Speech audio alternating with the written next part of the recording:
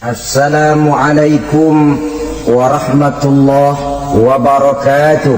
Waalaikumsalam warahmatullahi wabarakatuh. Alhamdulillah wassalatu wassalamu ala sayyidina Rasulillah sayyidina wa maulana Muhammad ibn Abdullah wa ala alihi wa sahbihi wa mawala. La hawla wa la quwwata illa billah, amma ba'du. Bapak-bapak, ibu-ibu, saudara-saudara kaum muslimin rahimakumullah. Rumah tangga bahagia menurut agama kita. Sebagaimana yang sama kita maklum bahwa manusia hidup memerlukan idola, memerlukan figur-figur yang akan dijadikan contoh di dalam kehidupannya. Sifat ini dinamakan hubbut taklid atau kecenderungan untuk meniru, dan nampak lebih menonjol pada kehidupan anak-anak remaja atau para pemuda. Siapa yang menjadi idolanya, siapa yang menjadi sentral figur dalam kehidupannya, itulah yang akan dijadikannya sebagai contoh. Kalau idolanya adalah Mick Jagger misalnya, maka tentu yang akan dicontohnya adalah Mick Jagger. Mulai gaya rambutnya, gaya pakaiannya, sampai kepada gaya jalan dan hidupnya.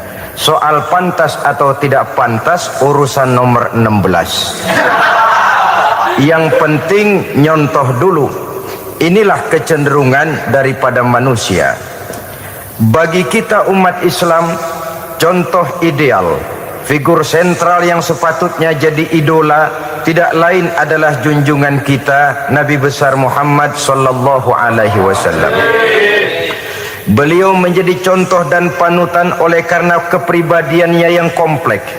Sejak dari seorang pemimpin negara yang adil, sampai kepada seorang jenderal yang gagah berani di medan perang, sampai kepada seorang diplomat yang ulung, pedagang yang jujur, suami yang bertanggung jawab, ayah yang penuh kasih sayang dengan anak-anaknya, dan di dalam keseluruhannya beliau merupakan uswatun hasanah. Termasuk dalam membina rumah tangga bahagia, contoh kita tidak lain adalah rumah tangga beliau. Bagaimana sih rumah tangga Nabi kita itu? Beliau berkata dalam dua kalimat yang singkat tapi punya pengertian yang sangat luas dan dalam tentang rumah tangganya. Beliau mengatakan, baiti jannati, rumah tanggaku adalah sorga bagiku.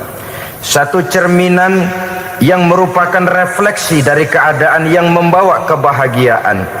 Padahal sepanjang sejarah yang kita baca, rumah beliau kecil saja.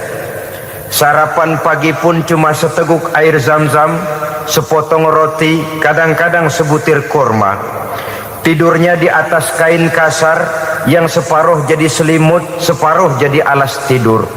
Tetapi di tengah kondisi yang semacam itu, beliau sanggup berkata, baiti jannati, rumah tanggaku adalah surga bagiku. Kenapa kita yang hidup di zaman sekarang, di mana fasilitas sesungguhnya serba lebih menunjang untuk berkata semacam itu, malah kita berkata sebaliknya, baiti nari, rumahku adalah laksana neraka bagiku. Padahal kalau dilihat, rumahnya pun kadang-kadang bertingkat, kendaraan serba berkilat, uang banyak berlipat-lipat, istri pun tak kurang cantik memikat, kadang-kadang jumlahnya 4. Tapi tiap hari kiamat tidak ada ketenangan dan ketentraman di rumah tangga. Saudara hadirin kaum muslimin rahimakumullah, mengapa Rasul sampai mengatakan baiti jannati, rumahku adalah laksana sorga bagiku? Inilah pokok pembicaraan kita pada pertemuan kali ini. Sebagaimana yang kita maklum bahwa nikah dalam pandangan Islam bukan hanya sekedar untuk memenuhi kebutuhan biologis manusiawi, Tidak hanya sekedar untuk memperkembangbiakkan keturunan, dan juga tidak pula untuk memperturutkan hawa nafsu. Lebih daripada sekedar itu, nikah dalam pandangan Islam merupakan ibadah. Oleh karena ibadah, maka seluruh tujuan ibadah, apakah dia bernama solat, apakah dia bernama puasa, zakat, sodako, haji dan lain sebagainya, seluruh daripada tujuan ibadah, target utamanya adalah mardhatillah atau keridhaan daripada Allah Subhanahu wa taala. Kalau nikah itu ibadah, maka sesungguhnya tujuan utama dari pelaksanaan suatu pernikahan tidak lain hanya untuk mencari keridhaan dari Allah Subhanahu wa taala. Bukankah kalau kita tanya tiap orang yang melakukan nikah, kenapa sih kamu nikah dengan dia? Jawabannya bisa macam-macam. Yang umum, karena saya cinta dia. Ada yang berkata, karena saya ingin mendapat ketenangan hidup. Ada yang bilang, karena saya ingin hidup teratur. Ada yang mengakui, karena saya ingin dapat keturunan dan lain sebagainya. Tetapi sesungguhnya menurut ajaran agama, kalau nikah merupakan ibadah, jawaban intinya ialah saya melakukan nikah untuk mencari keridhaan dari Allah Subhanahu wa taala. Ini konsekuensinya kalau nikah merupakan bagian daripada ibadah. Rumah tangga yang didirikan atas dasar mencari keridhaan Allah, maka akan diwarnai oleh nilai-nilai luhur daripada ajaran agama. Tanpa harta orang memang sulit untuk bahagia, tapi harta bukan jaminan orang lalu akan bahagia. Harta pada suatu saat akan berakhir, kecantikan akan berkurang, pangkat dan jabatan akan sampai kepada batasnya. Tetapi agama, keyakinan, nilai-nilai iman, itulah pegangan kita yang kekal dan abadi. Sebab itu dalam surah Ar-Rum ayat ke-21 Allah Subhanahu wa taala menjelaskan, "Wa min ayatihi an khalaqalakum min anfusikum azwajan litaskunu ilaiha wa ja'ala bainakum mawaddatan wa rahmah." Dan di antara tanda-tanda kebesaran Allah, dijadikannya bagimu istri-istrimu dari diri kamu sendiri, litaskunu ilaiha, agar kamu bisa hidup tenang bersamanya, wa ja'ala bainakum mawaddata wa rahmah, dan dijadikannya di antara kamu rasa cinta dan kasih sayang. Umumnya pernikahan terjadi karena mawaddatan wa rahmah ini, cinta dan kasih sayang. Atas dua dasar itulah rumah tangga didirikan orang. Atas dasar itulah seorang laki-laki dan seorang perempuan memadu janji untuk membagi suka dan duka dalam hidup ini secara bersama-sama. Namun kalau kita renungi ayat ini, Allah tidak hanya menjadikan cinta, tapi Allah juga menjadikan kasih sayang. Apa bedanya cinta dan kasih sayang? Apa bedanya mawaddatan warahmah ini? Saudara, mawaddah yang artinya cinta, itu sasarannya biasanya adalah jasmani, kecenderungan biologis. Itu akan berakhir. Orang yang mendirikan rumah tangga cuma karena kecenderungan biologis, cuma karena rasa cinta semata-mata, cinta biasanya terkait kepada keindahan. Betul apa benar? Biasanya orang mudah jatuh cinta kepada sesuatu yang punya nilai keindahan. Makanya anak muda jarang yang jatuh cinta sama nenek-nenek. Cinta selalu memandang segi keindahannya. Ini yang namanya mawaddah. Allah tidak mengingkari itu, silakan. Bahwa manusia secara naluri senang kepada serba keindahan, wajar-wajar saja. Tetapi tidak cuma mawaddah, Allah juga menciptakan rahmah, kasih sayang. Mawaddah mungkin ada akhirnya, tapi rahmah tidak akan pernah ada akhirnya. Kalau mawaddah adalah berkecenderungan kepada biologis, jasmaniah, maka rahmah kecenderungan kepada nilai-nilai rohani, kepribadian, kejiwaan, dan lain sebagainya. Dikala pernikahan di bawah umur 40 tahun mungkin masih banyak mawaddahnya, rasa cintanya. Tapi 40 bahkan 50 tahun ke atas, rasanya orang berumah tangga kalau sudah 50 tahun ke atas itu lebih banyak kasih sayangnya ketimbang cinta-cintaannya. Kalau satu rumah tangga hanya didirikan atas dasar mawaddah saja, atas dasar cinta saja, padahal cinta itu terpaut kepada hal-hal keindahan, keindahan satu saat akan menurun. Ya tentu sebagaimana yang kita maklum bersama-sama, belum punya anak memang cantik, sudah punya anak kecantikan mulai menurun, punya anak 2 kulit mulai mengkerut, punya anak 3 onderdil mulai dol, punya anak 4 apalagi tidak pandai merawat diri, persis dompet tanggung bulan. Kalau rumah tangga didasarkan kepada rupa yang cantik saja, cinta akan bisa berpindah, paling tidak akan berkurang nilainya.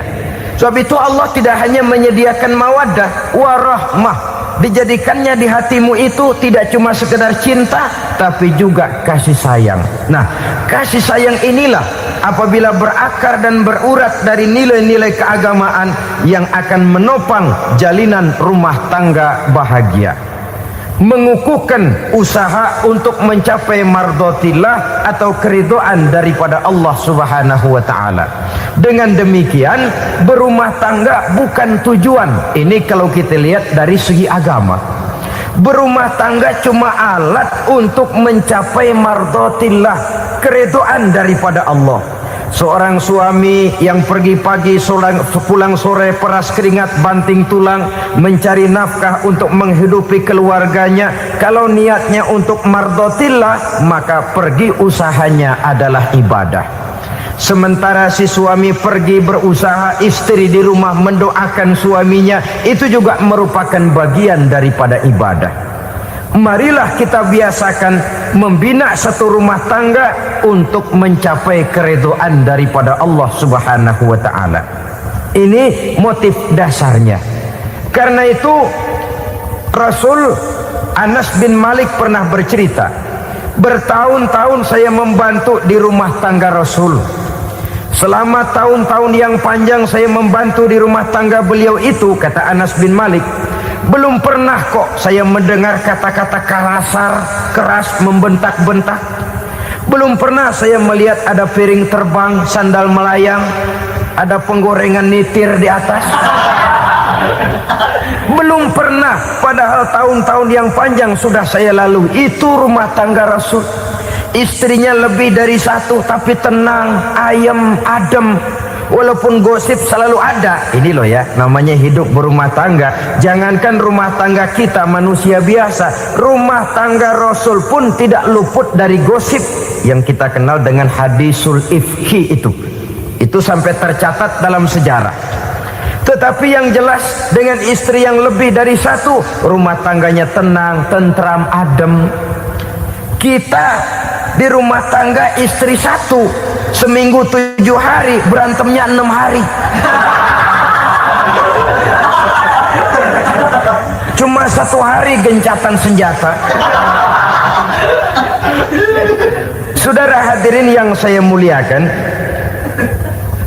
kalau tujuan rumah tangga adalah mardotillah, apa ciri dari suami istri yang menegakkan rumah tangga untuk mencapai ridho Allah itu? Pertama, sepasang suami istri yang membina rumah tangga semata-mata untuk mencapai keridhaan Allah, cirinya yang pertama, bersyukur apabila beroleh nikmat. Ini ciri yang pertama. Bersyukur kepada Allah, kepada sesama berterima kasih. Suami berterima kasih kepada istri, bertahun-tahun didampingi hidupnya, dicucinya pakaiannya, dimasaknya makanannya, tidak istri mengeluh walau hidup lebih banyak kurangnya daripada cukupnya. Suami pandai berterima kasih kepada istrinya, sementara istri pun bisa berterima kasih kepada suaminya. Bertahun-tahun suami peras keringat banting tulang mencari nafkah, menjadi palang dada terdepan apabila ada masalah-masalah yang besar. Kedua-duanya lalu punya timbangan. Nah inilah ya, saya pesan kepada suami, kepada para suami, kepada para istri, supaya di rumah ada timbangan. Perlunya apa?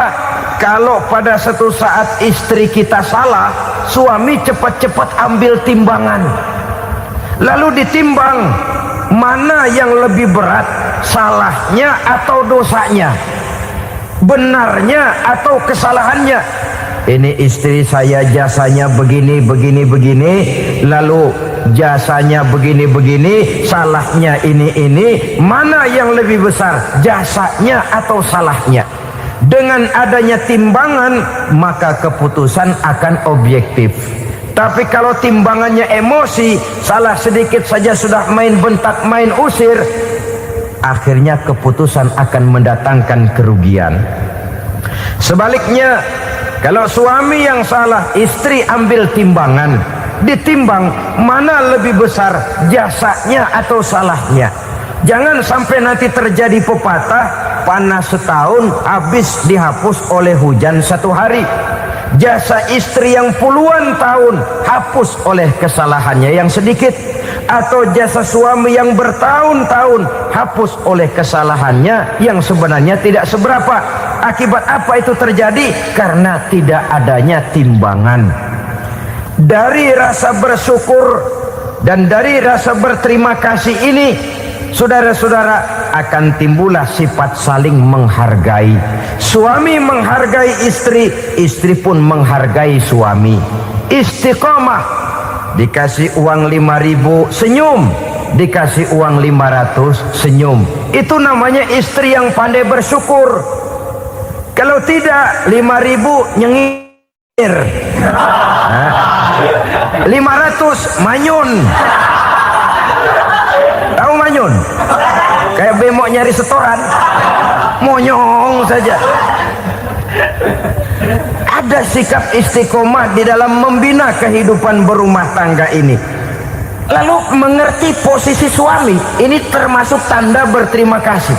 Suami saya itu kerjanya apa, golongannya apa, gajinya sebulan berapa.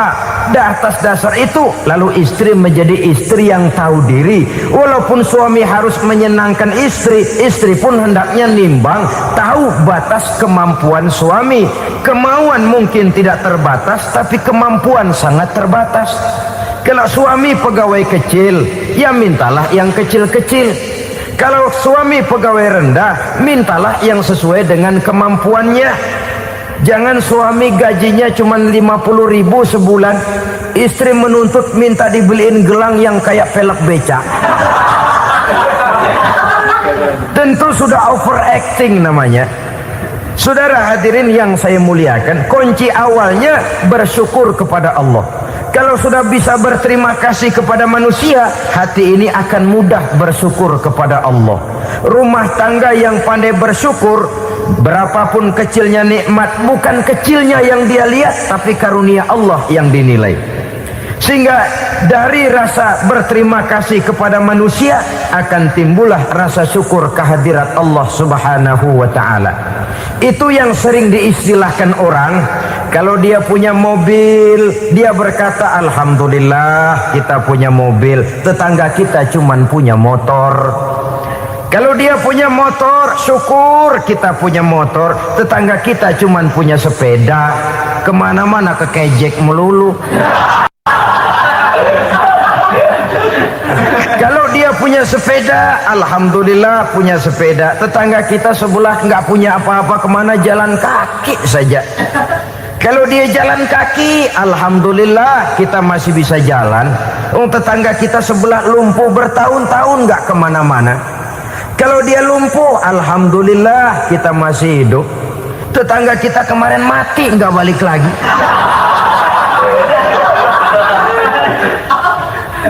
Lalu akan timbul rasa syukur. Tapi kalau sudah lumpuh ngelihat yang bisa jalan ngelihat yang naik sepeda, yang punya sepeda lihat yang punya motor lihat yang punya mobil lihat yang punya pesawat. Kapanlah kita ini pandai bersyukur? Sebab kesenangan seperti pelangi, tidak pernah di atas kepala kita, selalu kelihatannya di atas kepala orang lain. Sehingga kalau ngobrol orang sering bilang, lu sih enak lo gue lihat, gue keblangsak amat nih ya. Setiap orang ngomong kepada kita begitu nadanya. Kita yang dilihat enak, sementara kita melihat orang lain enak. Tukang tahu melihat tukang tempe enak, tukang tempe melihat tukang tuak enak, tukang tuak bilang tukang sirsak enak. Enak itu seperti pelangi. Namun kalau kita mau merenungi, tidak pernah Allah berhenti memberikan nikmat kepada kita. Sejak kita bangun tidur sampai kita tidur kembali, bahkan tidur itu sendiri, seluruhnya tidak pernah putus dari nikmat Allah. Bahagia ada di gubuk reot, bahagia ada di rumah mewah, bahagia ada di hati kopral, bahagia ada di hati jenderal, di gunung dan di kota, di hutan belantara dan di desa, di keheningan malam atau di keramaian siang. Kalau kita mau mencari, bahagia selalu ada. Tapi hati yang tidak pandai bersyukur, bagaimanapun banyak kebahagiaan yang meliputi hidupnya, dia tidak akan pernah pandai mensyukurinya.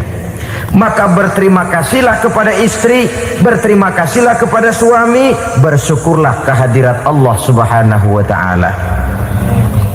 Saya sering mengatakan, sebaliknya seorang suami bagaimanapun kondisi istrinya, kalau itu memang jodohnya, beranilah berkata, istriku adalah Romeoku, istriku adalah Julietku, atau istriku adalah Sri Kandiku. Biarin pengkor ya pengkor, gak ada urusan. Mensyukuri. Kalau tidak mensyukuri, yang timbul lalu sesalan. Kalau sudah sesalan, mudah umpat mengumpat, caci mencaci dalam rumah tangga, lalu terjadilah kegaduhan. Ketenangan sulit kalau sudah tidak ada unsur saling menghargai itu. Lebih celaka lagi kalau sudah mengarah kepada penyesalan. Kata istrinya, bang gue nyesel kawin sama lu. Suami digituin mungkin gede kepalanya. Kalau lu nyesel apalagi gua, makin nyesel. Iya, coba pikir bertahun-tahun kita berumah tangga, memangnya abang bisa beliin apa sama saya? Itu juga gerobok kalau nggak ngeridit bang.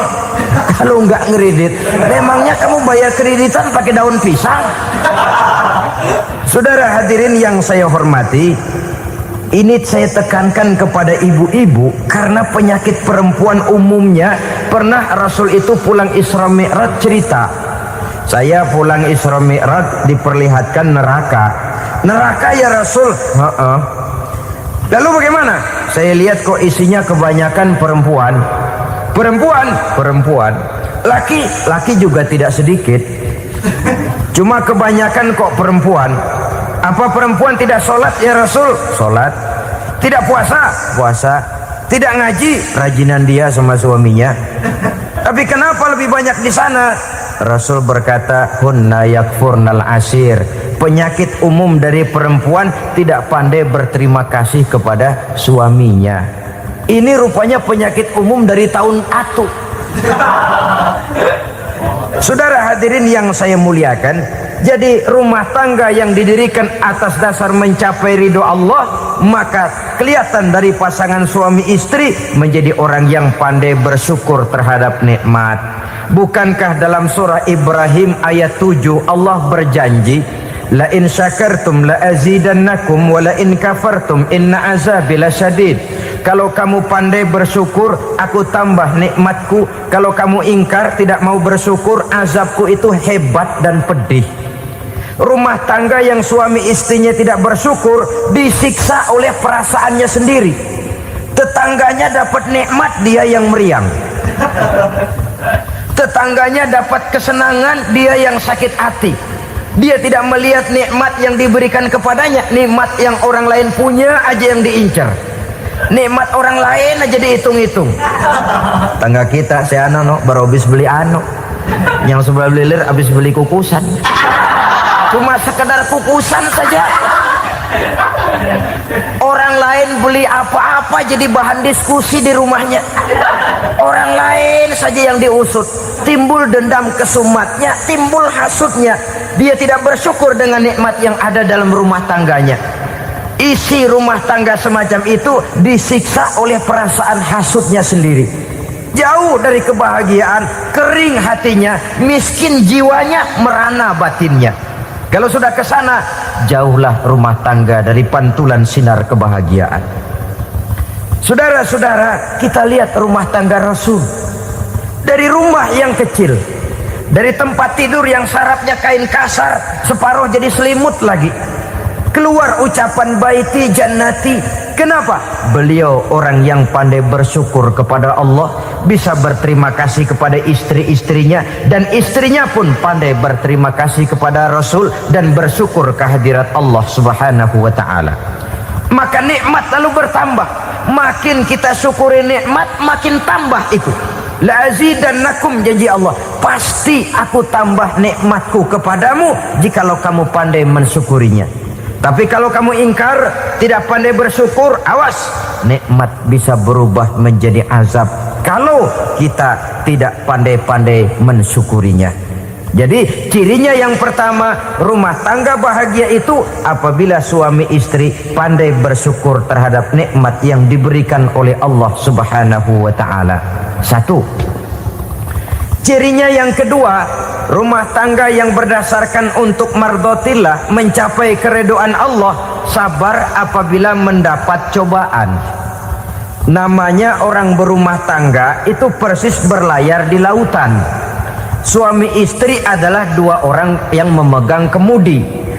Kalau berlayar ombak tenang, angin bertiup sepoi-sepoi basah, lalu bila malam datang bulan bersinar, bintang gemintang gemerlapan, berlayar memang nikmat.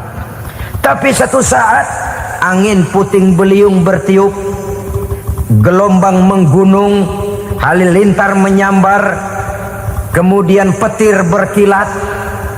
Kalau pada saat itu suami mau ngalor, istri mau ngidul, alamat perahu patah di tengah jalan, kandas di lautan sebelum sampai ke pantai yang akan ditujunya. Oleh karenanya perlu kekompakan. Maka sejak awal seharusnya dalam akan membina rumah tangga yang bahagia itu lebih baik bicara yang pahit-pahit saja, supaya terjadi kesamaan langkah apabila menghadapi kesulitan dan cobaan.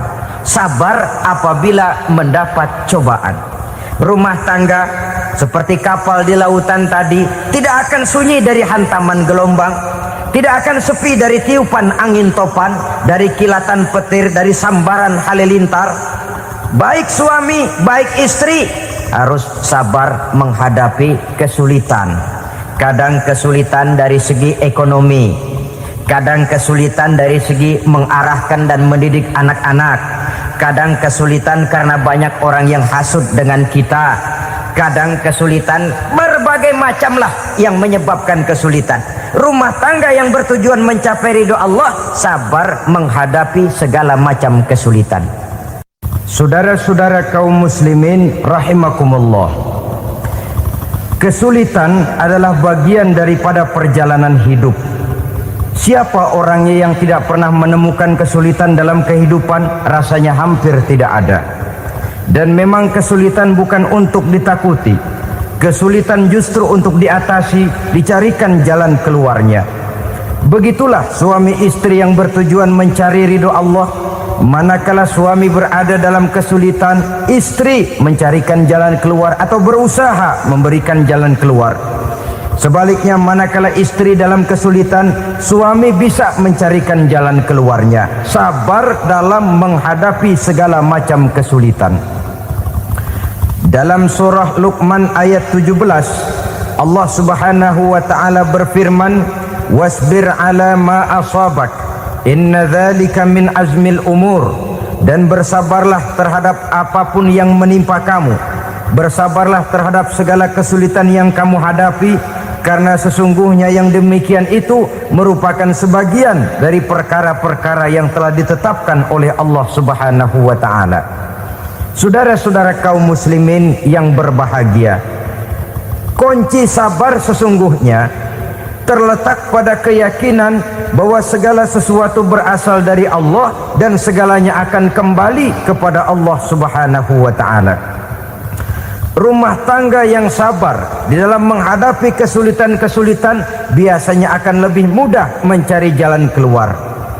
Tapi kalau sedikit kesulitan datang, kita tertimpa oleh kepanikan, oleh kegelisahan, dan oleh ketakutan yang tidak beralasan, maka kesulitan itu bukan saja tidak dapat diatasi, malah rasanya akan menjadi semakin besar di dalam kehidupan kita.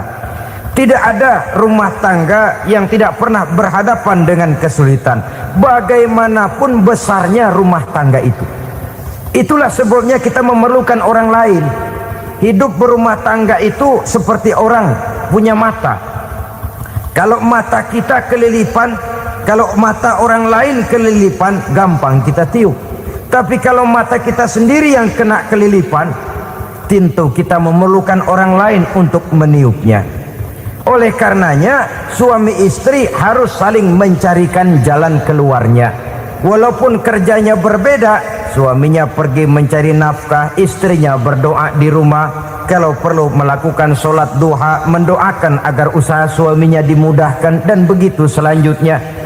Sehingga dengan adanya kebersamaan, walaupun tidak selalu bersama-sama, maka masing-masing melaksanakan tugas dengan tenang dan merasa yang satu berbuat untuk kepentingan yang lain. Inilah cirinya yang kedua, sabar bila mendapat dan berhadapan dengan segala macam kesulitan. Kadang orang mendapat kesulitan itu berkeluh kesah. Bukan berkeluh kesah, tapi mencari jalan keluar dan mengambil hikmah yang ada di dalamnya apa. Karena bukan kemudahan, kesulitan yang membuat orang dewasa. Bukan kemudahan, tapi kesulitan yang membuat orang berpikir, dinamis, kreatif. Kalau seluruh jalan yang kita tempuh mudah saja, gampang saja, rasanya monoton kita ini. Kehilangan dinamika dalam perjuangan. Kesulitan yang membuat orang matang, kesulitan yang menempa kepribadian untuk lebih dewasa menghadapi bahtera kehidupan, membuat pandangan makin arif, wawasan makin luas, dan analisa semakin tajam. Sama saja dalam hidup. Sesungguhnya pujian sering menjadi racun, dan caci maki kalau kita tanggapi secara positif sering membuat kita makin dewasa. Jarang orang berpikir kalau dipuji, tapi baru dia merenung dan mencari diri setelah dicaci maki dan dikritik habis-habisan. Walaupun watak umum manusia senang dipuji, marah kalau dicaci maki. Biasanya kalau ketemu cewek cakep kita bilang, kamu cakep deh. Dia paling bilang, ah abang bisa aja. Walaupun dia bilang, ah abang bisa aja, hidungnya mah tetap mekar. Senang kalau dipuji, itu kecenderungan manusia. Marah kalau dicaci maki, marah kalau dikritik. Tapi sesungguhnya pujian sering jadi racun, caci maki sering jadi obat. Orang takut minum obat karena pahitnya, padahal efeknya itu akan lebih memberikan kesehatan kepadanya. Orang takut menghadapi kritik, orang takut dan tidak ingin dicaci maki, padahal itulah yang sesungguhnya menjadi cambuk kalau tidak dia salah tanggap, menjadi sugesti yang mendorong dia lebih maju lagi. Karena memang bukan pujian, tapi caci maki dan kritik yang membuat kita makin berpikir tajam. Jadi rumah tangga yang berhadapan dengan kesulitan demi kesulitan, biasanya kalau ditanggapi dengan sabar akan makin mengokohkan fondasi rumah tangga itu sendiri. Tapi kalau kesulitan dihadapi dengan tidak sabar, lalu mencari jalan pintas, kesulitan ekonomi, kebetulan istrinya cakep, istrinya disuruh ngojek. Dah lu ngojek aja deh, gua nungguin setoran dah. Suami tapak di rumah. Saudara hadirin yang saya muliakan, buat sepintas memang mendatangkan materi itu, mengatasi kesulitan ekonomi. Tapi apakah bahagia? Walaupun rumah bisa jadi besar, perabotan bisa serba lebih lengkap dan ada, tapi apakah semuanya mendatangkan bahagia? Sementara suami kehilangan rasa cemburunya, dan dalam agama itu disebut dayus. Dayus, suami yang tidak punya rasa cemburu kepada istrinya. Dan orang dayus kayak begitu, haram mendapat bau sorga. Bau sorga saja tidak dapat, apalagi masuk ke dalamnya. Ya tapi juga jangan lantas mentang-mentang harus cemburu sama istri, overacting. Suaminya nawar sayuran, laki pulang ngomel, lu pacaran ya sama tukang sayur. Itu juga over, saudara-saudara. Kesulitan ekonomi diatasi dengan sabar. Sabar dalam arti berusaha dengan tidak mengambil jalan pintas, berusaha tetap berada di jalan yang diridhoi oleh Allah. Ini yang jadi problema ini rumah tangga sekarang ini, kesulitan ekonomi, di mana lapangan kerja sulit, di mana persaingan hidup tajam, sedangkan kita hidup ingin seperti orang lain. Kita mudah gelap mata, mudah picik pandangan, mudah sulit pertimbangan, lalu mengambil jalan pintas. Kadang menjual akidah, menjual keimanan. Kebetulan penderingan kering, ada yang nawarin beras 3 liter sama Supermi 2 bungkus. Hari Minggu diajak ke gereja mau. Itu iman kena beras 3 liter telap. Kesulitan ekonomi, saudara-saudara, sehingga Imam Ali pernah berkata, kadal fakru ayyakuna kufran. Kemiskinan memang mudah membawa orang kepada kekafiran, kepada perbuatan-perbuatan yang bisa mengundang kekafiran. Oleh karena itu dalam tamsil lain beliau berkata, kalau ada ular dan ada kemiskinan, kemiskinan yang saya getok lebih dulu, kemiskinan yang saya bunuh lebih dahulu. Karena kemiskinan mudah membawa orang kepada kekufuran. Bagaimanapun sulitnya ekonomi yang dihadapi dalam rumah tangga, percayalah satu saat jalan keluarnya mesti ada. Mesti ada. Jangan sampai mengambil jalan pintas yang membuat kita keluar dari jalan yang ditinjau dari segi kemasyarakatan pun mendatangkan aib, ditinjau dari kehormatan berkeluarga pun mendatangkan nista, ditinjau dari segi ekonomi pun barangkali tidak akan mendatangkan kelimpahan materi. Jalan pintas pada umumnya, saudara-saudara, hanya memberikan kenikmatan yang sekejap. Dan apalah itu artinya kalau harus mengorbankan kesenangan yang abadi dan kekal. Kadang-kadang mengorbankan anaknya sendiri, anaknya dikomersilkan.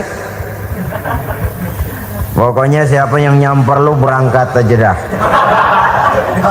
Asal pulang neng-teng pisang sama jeruk sebongsang, orang tua udah anteng aja udah. Saudara hadirin yang saya muliakan, setiap kita selalu berhadapan dengan kesulitan. Karena itu rumah tangga yang bertujuan mencapai mardhatillah, mereka sabar dalam menghadapi kesulitan. Tidak ada beras, puasa saja, puasa sunnah. Puasa sunnah, lapar tapi ada pahalanya, daripada tidak puasa lalu ngegerundel. Brengsek Tuhan, gue sembahyang melulu lapar juga. Sudah lapar tidak berpahala. Bukankah Rasulullah sendiri kalau pulang ke rumah Aisyah lalu berkata, ya Humairah, ada makanan hari ini?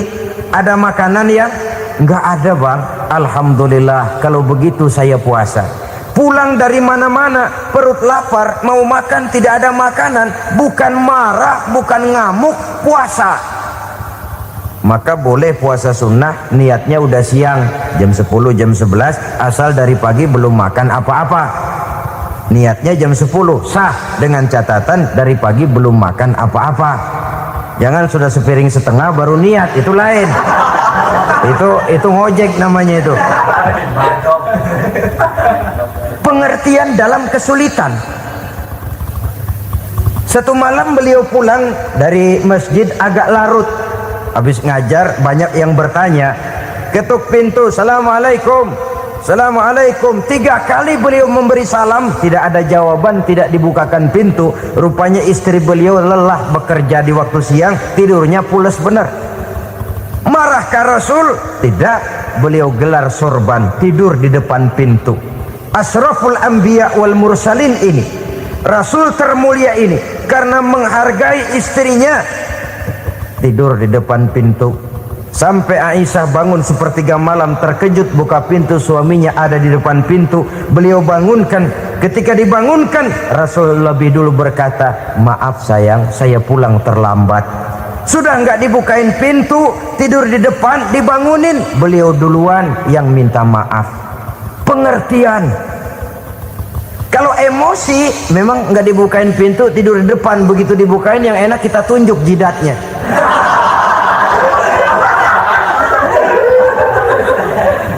Saudara hadirin yang saya muliakan, kesulitan di dalam kehidupan merupakan bagian daripada kehidupan.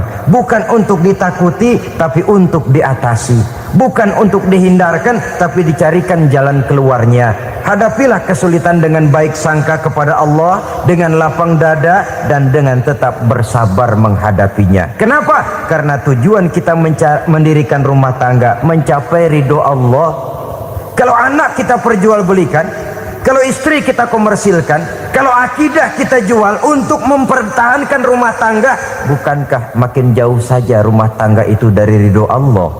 Ini tujuan utamanya. Yang ketiga,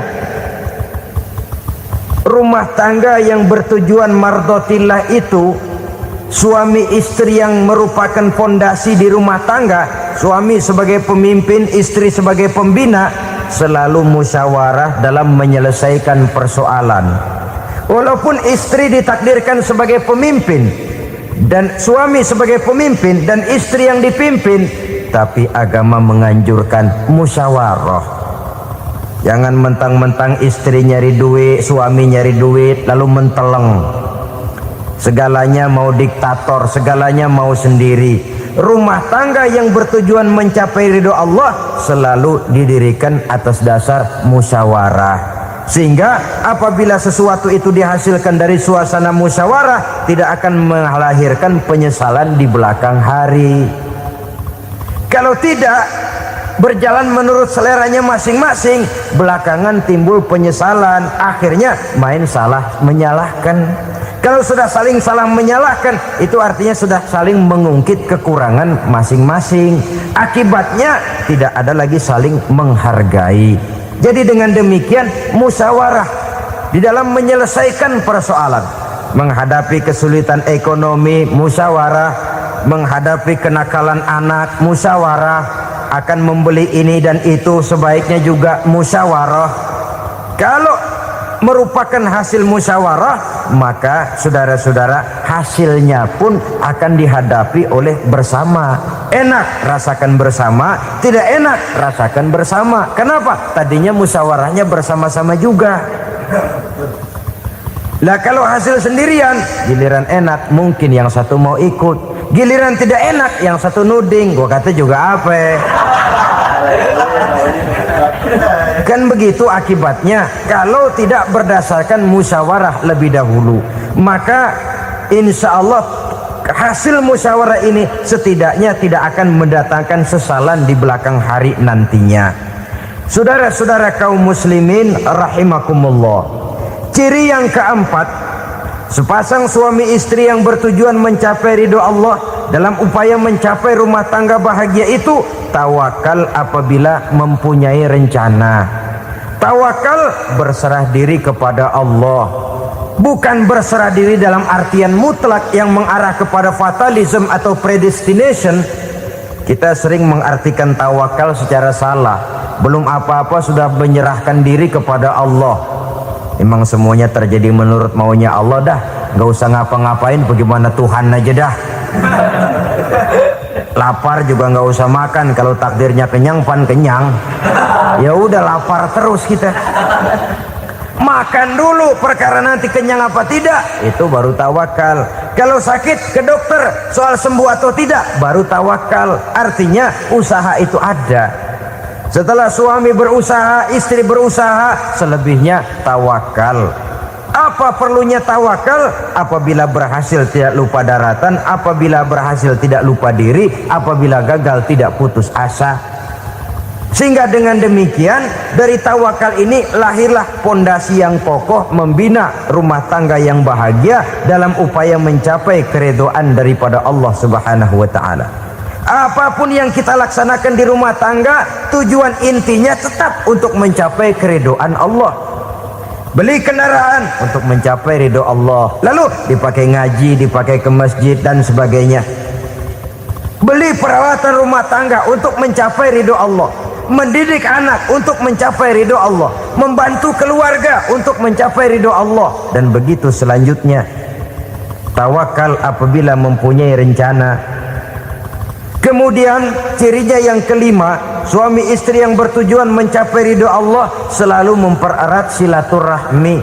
Sebab seperti sudah saya sampaikan pada pertemuan terdahulu, dalam berumah tangga itu ada orang tua, ada mertua.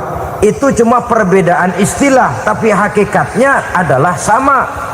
Jangan karena perbedaan istilah lalu menyebabkan kita berbeda sikap. Kalau sudah berbeda sikap, tentu akan melahirkan perasaan yang tidak simpatik. Sebaiknya suami istri kalau sudah berumah tangga, jadikanlah orang tua tempat cerita yang enak saja. Yang tidak enak telan berdua, yang pahit rasakan berdua, kesusahan dan kesulitan atasi berdua. Giliran enak ngomong sama orang tua, giliran senang cerita sama mertua. Sekarang kan kita balik, kalau lagi senang duitnya banyak, anteng di rumah, kalem aja. Tapi lalu waktu susah, waktu susah, cerita kepada orang tuanya, cerita kepada mertuanya.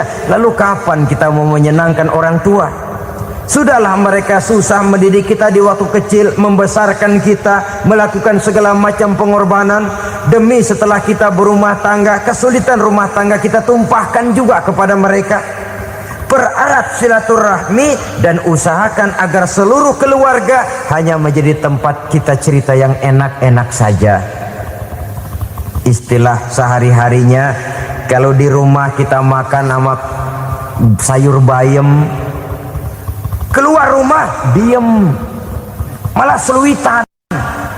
Tetangga tanya, lu makan kayaknya enak banget apa sih? Daging ayam.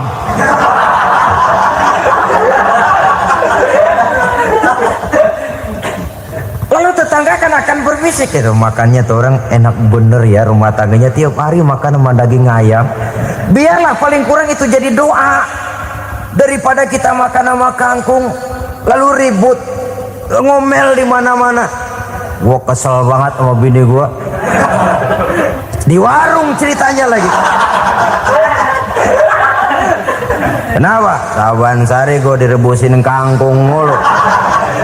Brengsek. Di warung cerita ada RT, ada RW. Gara-gara makan sama kangkung se-RT tahu.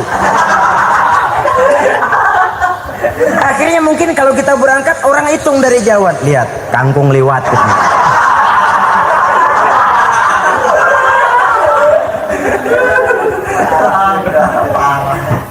Bisa menjaga yang disebut security informasi, rahasia rumah tangga. Bahkan pernah saya berikan contoh karena ingin menghargai. Suami beliin kain batik buat istrinya, istri tahu begitu sepintas nih kain jelek nih, tapi karena mau menyenangkan suaminya dia bohong. Bagaimana bu kain yang bapak beliin? Aduh bagus bener pak, bagus sekali itu kain. Warnanya pak emang yang model begitu tuh. Tetangga kita mana ada yang pakai kain begitu pak? Ya emang nggak ada, jelek. Menghargai. Sebab kalau waktu itu si istri jujur, yang timbul sakit hati suami. Bagaimana bu kain yang saya beliin? Goblok lo. Kain begitu dibeliin di pasar juga banyak 1.400, campur odol lagi. Sudahlah suami punya niat baik, sampai rumah digoblok-goblokin, tidak ada lagi rasa saling menghargainya. Begitu pentingnya mempererat silaturahmi ini, sampai Nabi berpesan, isnani la yanzurullahu ilaihima yaumal qiyamah, qati'ur rahim wa jarus su'. Ada dua golongan manusia yang di akhirat nanti tidak akan dilihat oleh Allah, tidak akan diopeni oleh Allah, didiemin aja. Siapa mereka? Pertama, orang yang suka memutuskan silaturahmi. Yang kedua, tetangga yang jahat dengan tetangganya.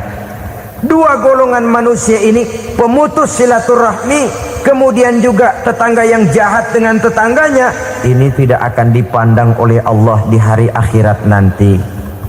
Jadi pererat silaturahmi, sebab kita ini zon politikan, makhluk yang bermasyarakat, yang tidak bisa hidup sendirian. Setiap kita memerlukan orang lain. Kita disebut kaya karena ada yang miskin, kita disebut alim karena ada yang awam, kita disebut berkuasa karena ada rakyat jelata. Tanpa rakyat tidak ada penguasa, tanpa yang miskin tidak ada orang kaya. Kalau tidak ada yang jelek, siapa yang bilang cakep? Karena ngimbangi. Saudara hadirin, atas dasar ini mestinya kita selalu bersyukur dalam segala posisi, tidak lalu salah terima kepada karunia yang diberikan Allah kepada kita. Saudara hadirin yang saya hormati, pererat silaturahmi, jadikan orang-orang tua kita tempat kita cerita yang enak-enak saja. Yang tidak enak, telan sendiri, usahakan sendiri, carikan jalan keluarnya sendiri. Setidaknya ya diam sajalah. Kalau belum bisa membalas budi baik orang tua, setidaknya jangan menyakiti hati orang tua kita. Sudah lelah dan payah dia mengasuh kita, membesarkan kita, merawat kita, demi setelah kita berumah tangga, seluruh kesulitan kita bawa lagi kepadanya. Karena itu buat para istri juga ini perhatian. Kalau dimarahi suami, jangan cepat-cepat pulang ke rumah orang tuanya.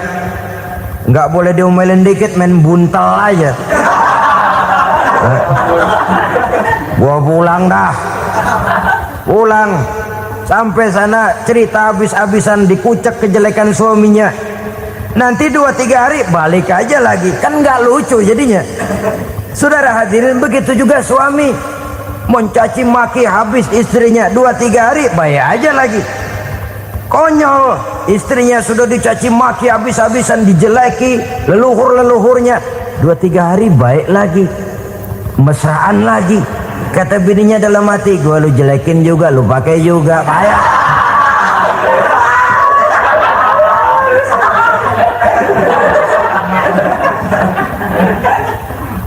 Saudara hadirin yang saya muliakan, itulah sebabnya pada awal tadi saya katakan perlunya kita mempunyai timbangan baik sebagai suami maupun sebagai istri.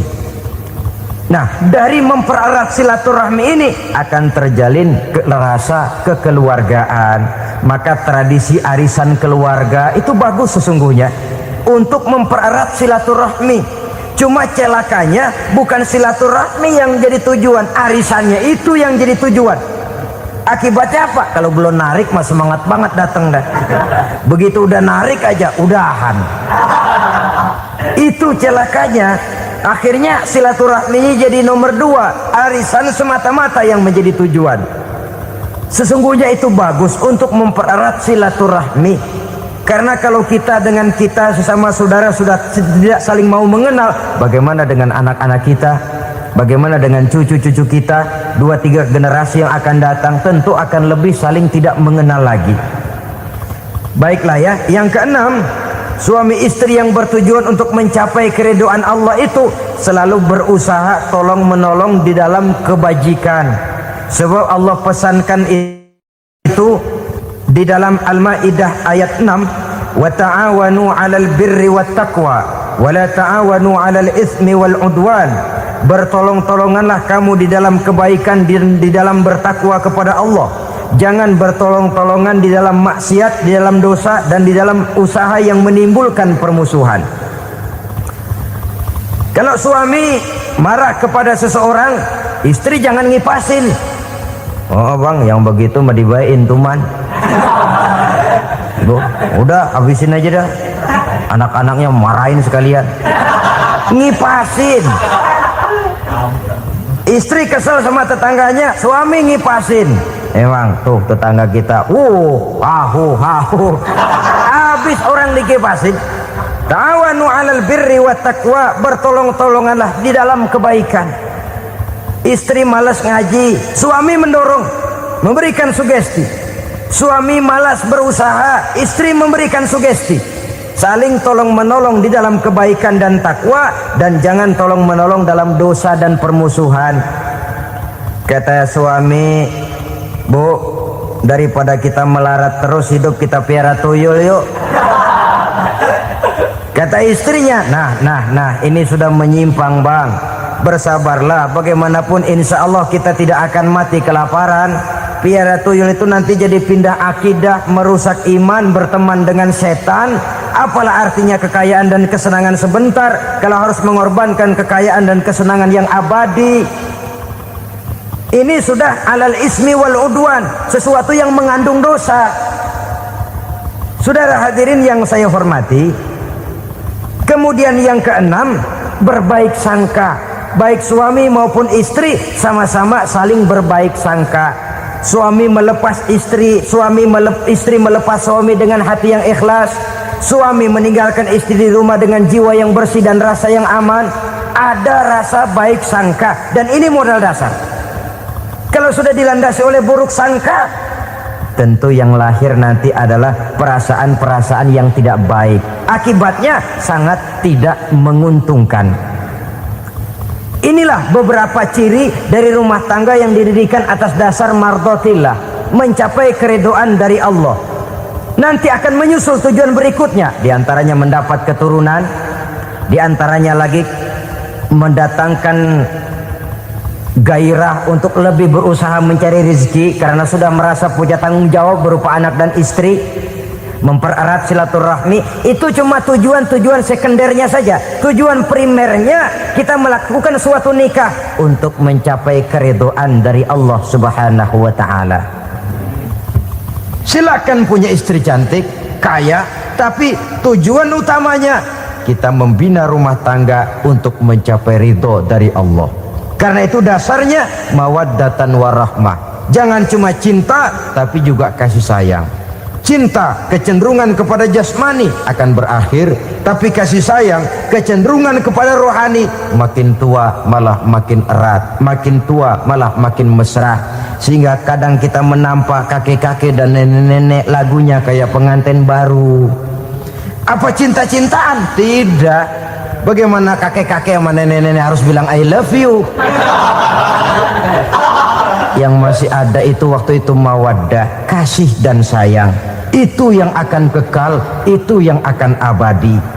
Tanpa materi orang sulit untuk bahagia, tapi materi semata bukan jaminan orang untuk bahagia. Nah, ciri yang terakhir dari rumah tangga yang bertujuan mencapai ridho Allah, sinar agama kelihatan di dalamnya. Baik suami maupun istri sama-sama orang yang taat melaksanakan ajaran agama.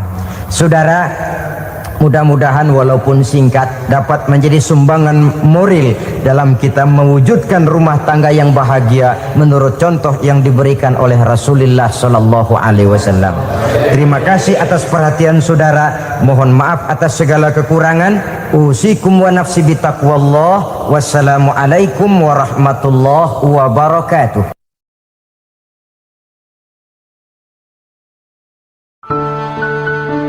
Assalamualaikum warahmatullahi wabarakatuh.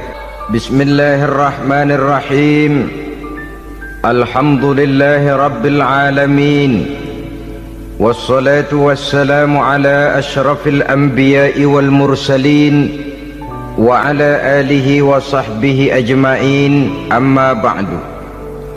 Saudara-saudara kaum muslimin rahimakumullah, salah satu dari misi Islam ialah mengangkat harkat dan martabat manusia yang sebelumnya dibedakan oleh warna kulit, oleh suku bangsa dan bahasa. Seluruhnya diikat dengan satu akidah, menghilangkan perbedaan akibat warna kulit, suku bangsa dan bahasa.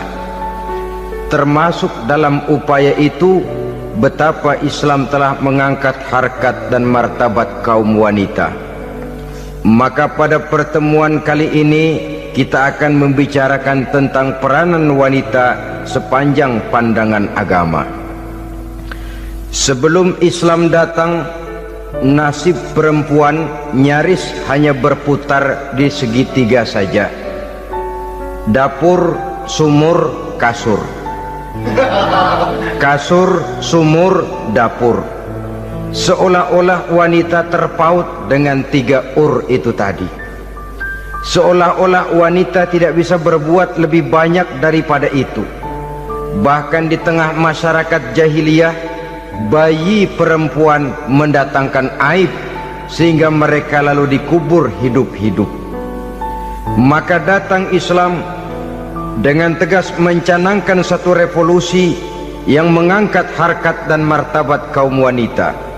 Nabi bersabda, "An-nisa'u imadul bilad, iza saluhat saluhal bilad, wa iza fasadat fasadal bilad." Wanita adalah tiang negara. Jikalau baik wanita, baiklah negara. Jikalau rusak wanita, hancurlah negara. Dalam berbagai ayat Al-Quranul Karim menjelaskan tentang wanita dan peranannya. Al-Quran bercerita tentang Siti Hawa. Al-Quran bercerita tentang anak perempuan Nabi Adam, Iklima dan Labuda, yang menyebabkan Habil dan Qabil saling berbunuh-bunuhan. Al-Quran menceritakan bagaimana ibunya Nabi Musa mendapat wahyu untuk menghanyutkan anaknya di hilir sungai Nil. Al-Quran bercerita tentang Siti Maryam, ibu daripada Nabi Isa. Al-Quran bercerita tentang 2 putri Nabi Yusuf, yang akhirnya salah satunya menjadi istri daripada Nabi Musa. Pun Al-Quran bercerita tentang Ratu Balkis, seorang wanita yang menjadi penguasa di negeri Sabah, yang demikian besar pengaruhnya dan wawasannya. Dan banyak lagi Al-Quran menceritakan keadaan kaum wanita, sampai-sampai dalam Al-Quran ada satu surah yang dinamakan surah An-Nisa. Ini seluruhnya berarti bahwa Al-Quran telah menempatkan kaum wanita dalam satu posisi yang mulia dan terpuji. Al-Quran memberikan emansipasi, bahwa wanita berhak mengejar kemajuan sebagaimana halnya kaum laki-laki. Tetapi sungguh pun demikian, Al-Quran tetap memberikan batasan-batasan sepanjang emansipasi itu tidak bertentangan dengan kodrat kewanitaan itu sendiri. Kalau persamaan dan kemajuan, kalau emansipasi dan hak asasi sudah tidak sesuai lagi dengan kodrat kewanitaan, pada akhirnya bukan mengangkat harkat dan martabat kaum wanita, justru malah merendahkan derajat dan martabat kaum wanita itu sendiri. Seperti sebagian besar wanita ini, mereka berteriak menuntut tentang persamaan hak, tapi mereka melupa apa batasan daripada persamaan hak itu sendiri. Sesungguhnya Islam dengan segala konsepsinya yang mengangkat martabat kaum wanita itu memberikan keleluasaan kepada kaum wanita untuk maju bersama laki-laki sepanjang tidak menginjak-injak kodrat kewanitaan itu sendiri. Kalau sudah sampai kepada menginjak kodrat kewanitaan, maka akan merendahkan martabat kaum wanita. Sebab apa? Secara fisik dan psikis, agaknya memang laki-laki sudah ditakdirkan oleh Allah untuk menjadi pembimbing bagi kaum wanita. Walaupun tidak tertutup kemungkinan wanita tampil sebagai pemimpin, tetapi dari segi fisik biologis misalnya, laki-laki itu diciptakan kekar, kuat untuk memikul dan melaksanakan tugas-tugas yang berat. Sedangkan perempuan pada umumnya adalah lembut, ayu, lemot, denok, geboy, dan lain sebagainya. Maka kalau kita baca sejarah, Allah itu belum pernah mengutus rasul perempuan, semua rasul laki-laki. Sebab apa? Secara fisik biologis tugas kerasulan lebih dimungkinkan oleh seorang laki-laki. Tugas rasul itu berat, kadang-kadang perang, dicaci maki, berhadapan dengan ujung tombak, ujung pedang dan lain sebagainya. Makanya seluruh rasul laki-laki, dan Allah belum pernah mengutus rasul perempuan. Dari segi lain, perempuan itu banyak terhalang untuk melaksanakan ajaran agama. Misalnya 1 minggu dalam sebulan perempuan itu terkena cuti khusus, mengalami masa menstruasi, tidak sholat, tidak puasa, tidak melaksanakan ajaran agama yang tidak dibolehkan pada saat menstruasi itu. Kalau ada rasul perempuan, lalu saat malaikat akan menyampaikan wahyu, kebetulan rasulnya sedang wah, itu bisa balik lagi malaikat Jibril ke langit itu. Mau turun nyampein wahyu, balik lagi ke atas, ditegur, kenapa balik lagi Jibril? Rasulnya lagi head.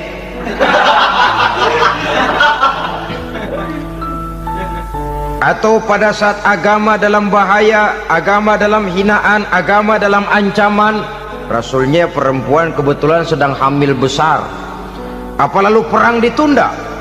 Pengumuman perang ditunda saja sampai rasul melahirkan. Tentu lebih tidak mungkin lagi. Secara fisik biologis laki-laki lebih memungkinkan untuk melaksanakan tugas kerasulan ini. Maka seluruh rasul yang diutus Allah adalah laki-laki. Saudara hadirin yang saya muliakan, sungguh pun demikian, Islam itu mengangkat martabat wanita sedemikian tinggi sebagai tiang negara yang menentukan jatuh dan bangunnya negara, yang ikut mewarnai bahkan menjadi warnanya suatu negara. Walaupun peranannya memang tidak begitu kelihatan, tapi sesungguhnya amat sangat menentukan. Oleh karenanya, secara umum emansipasi yang digariskan oleh Islam, emansipasi yang tidak bertentangan dengan kodrat kewanitaan di berbagai aspek kehidupan. Kalau sekarang emansipasi ini kelihatannya sudah salah pasang, salah kaprah. Bahkan belum lama kita menyaksikan bagaimana ada binaragawati. Di zaman sekarang perempuan sudah mulai angkat besi. Saya mulai mikir, kalau perempuan sudah pada angkat besi, ini sudah tanda suaminya udah dekat dibanting-bantingin ini. Tahun-tahun mendatang mungkin akan menyusul perempuan mulai narik becak.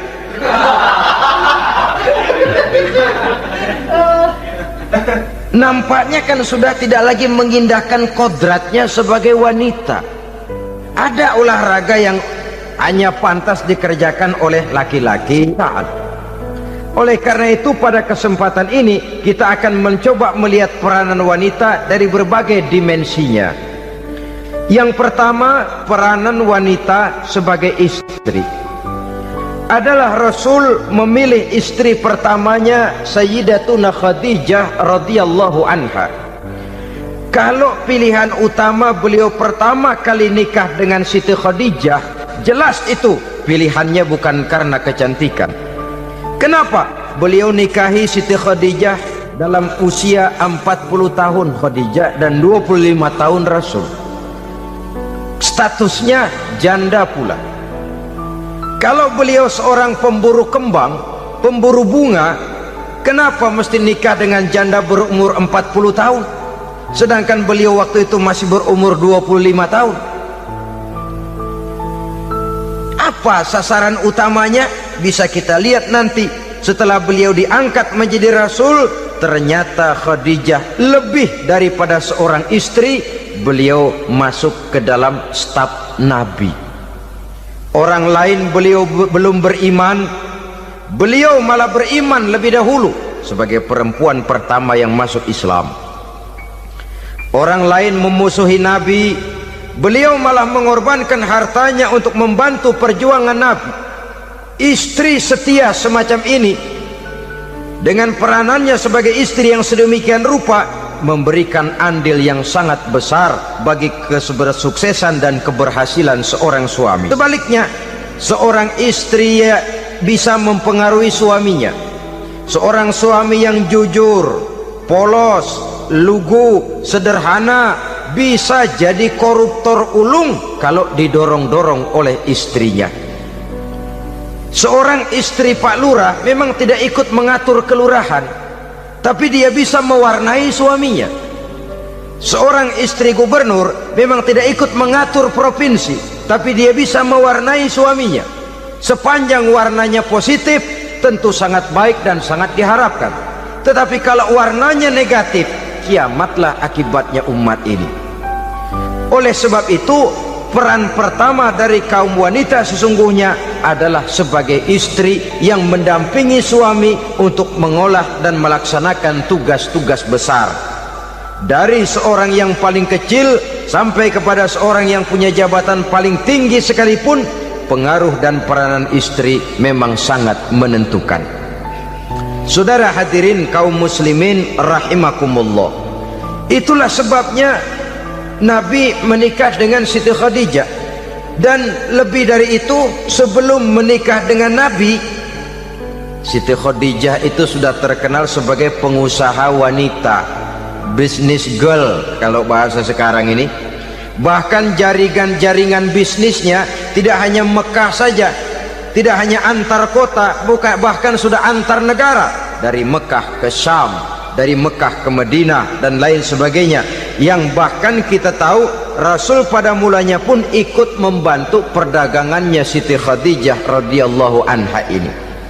Jadi kalau bercermin dari karier Siti Khadijah, boleh saja wanita bergerak di bidang bisnis, asal memang profesi, bukan karena dengan senjata dan modal kecantikan lalu membujuk dan merayu orang sampai telap sehingga bisnisnya berjalan lancar dengan jalan menjual kecantikannya. Tidak, bergerak di bidang bisnis yang memang profesinya di situ. Tidak ada salahnya. Bisa saja perempuan menjadi bisnis girl seperti yang dicontohkan oleh Siti Khadijah radhiyallahu anha ini. Sebab itu, kontes-kontesan yang hanya bertitik kepada rupa yang ayu saja, rupa yang cantik saja, sesungguhnya bukan hanya tidak bermanfaat, tapi saya pikir juga sangat tidak mendidik. Yang mengajar anak-anak remaja putri kita untuk berlomba-lomba hidup dalam kepalsuan. Alis mata palsu, hidung pesek dimancungin palsu, operasi plastik. Alis matanya dikerik, bikin yang palsu. Tai lalat lagi bikin yang palsu. Gincu bibir dimerahin, palsu. Seluruhnya hidup dalam kepalsuan.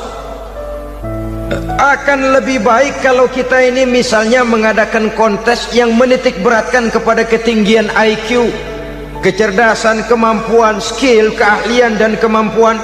Tidak hanya dititik beratkan kepada rupa yang ayu dan cantik semata-mata.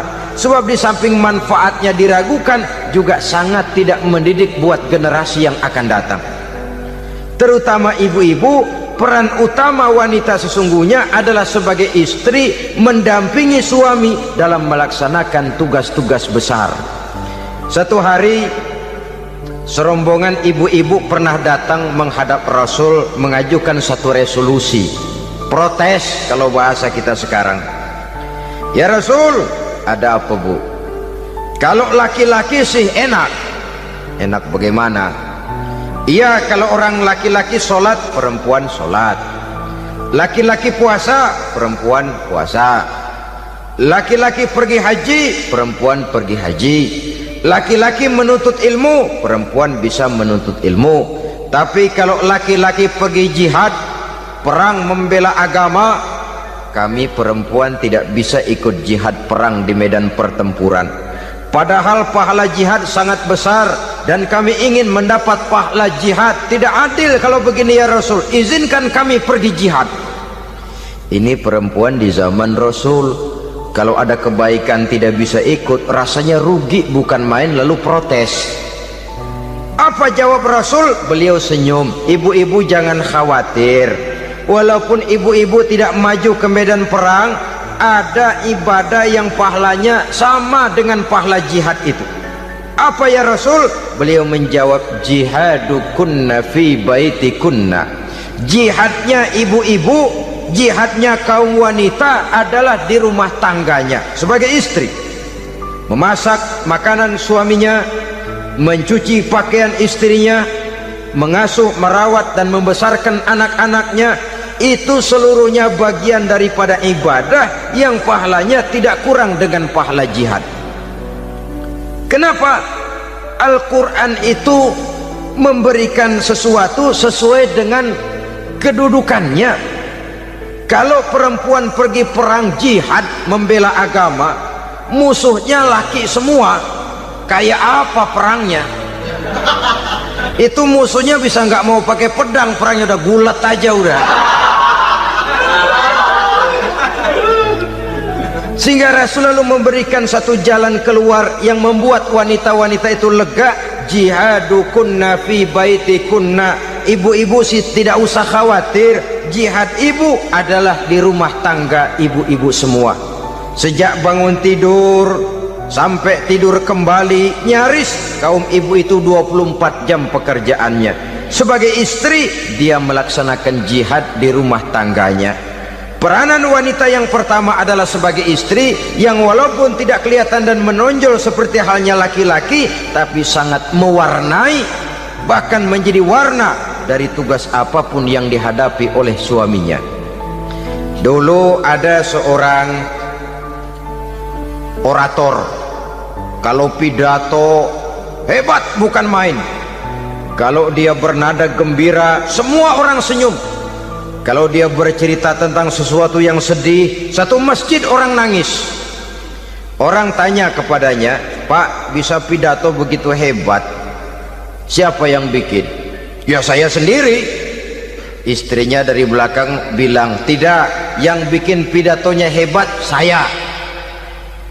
Kata suaminya, mana bisa, saya, kata istrinya.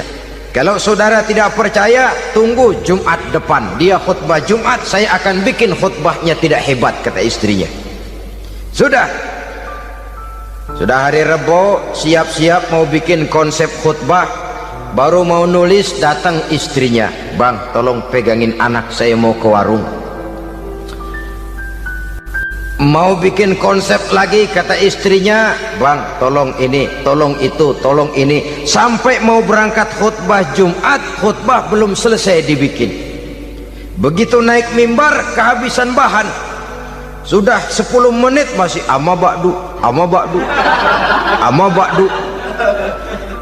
Ini yang dengar heran, ini orang kok bicaranya bisa cuma amat sama badu saja. Di situ kelihatan saudara-saudara betapa peran serta istri yang walaupun tidak kelihatan oleh pandangan mata yang zahir, tapi teramat sangat menentukan. Sekali lagi, tidak ada seorang suami bisa sukses jadi apapun dia tanpa peran serta istrinya di rumah. Tidak ada kemajuan yang bisa diperoleh kalau tidak karena peran serta istrinya di rumah. Tidak ada kesuksesan yang bisa diraih tanpa keikutsertaan daripada istrinya di rumah.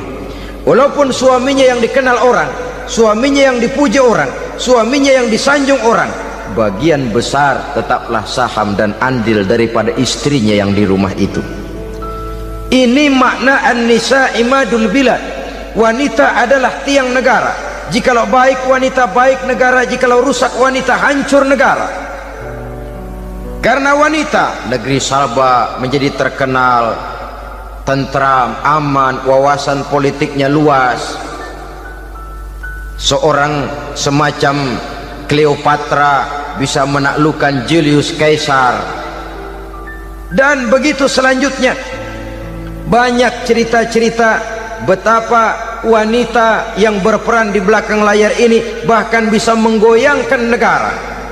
Bahkan yang paling dekat saja contoh dengan kita, Senator Gary Hart. Saudara masih dengar tentu itu, betapa harus terpaksa mengundurkan diri dari pencalonan presiden Amerika karena kasusnya dengan Donna Rice itu, dengan hostess itu.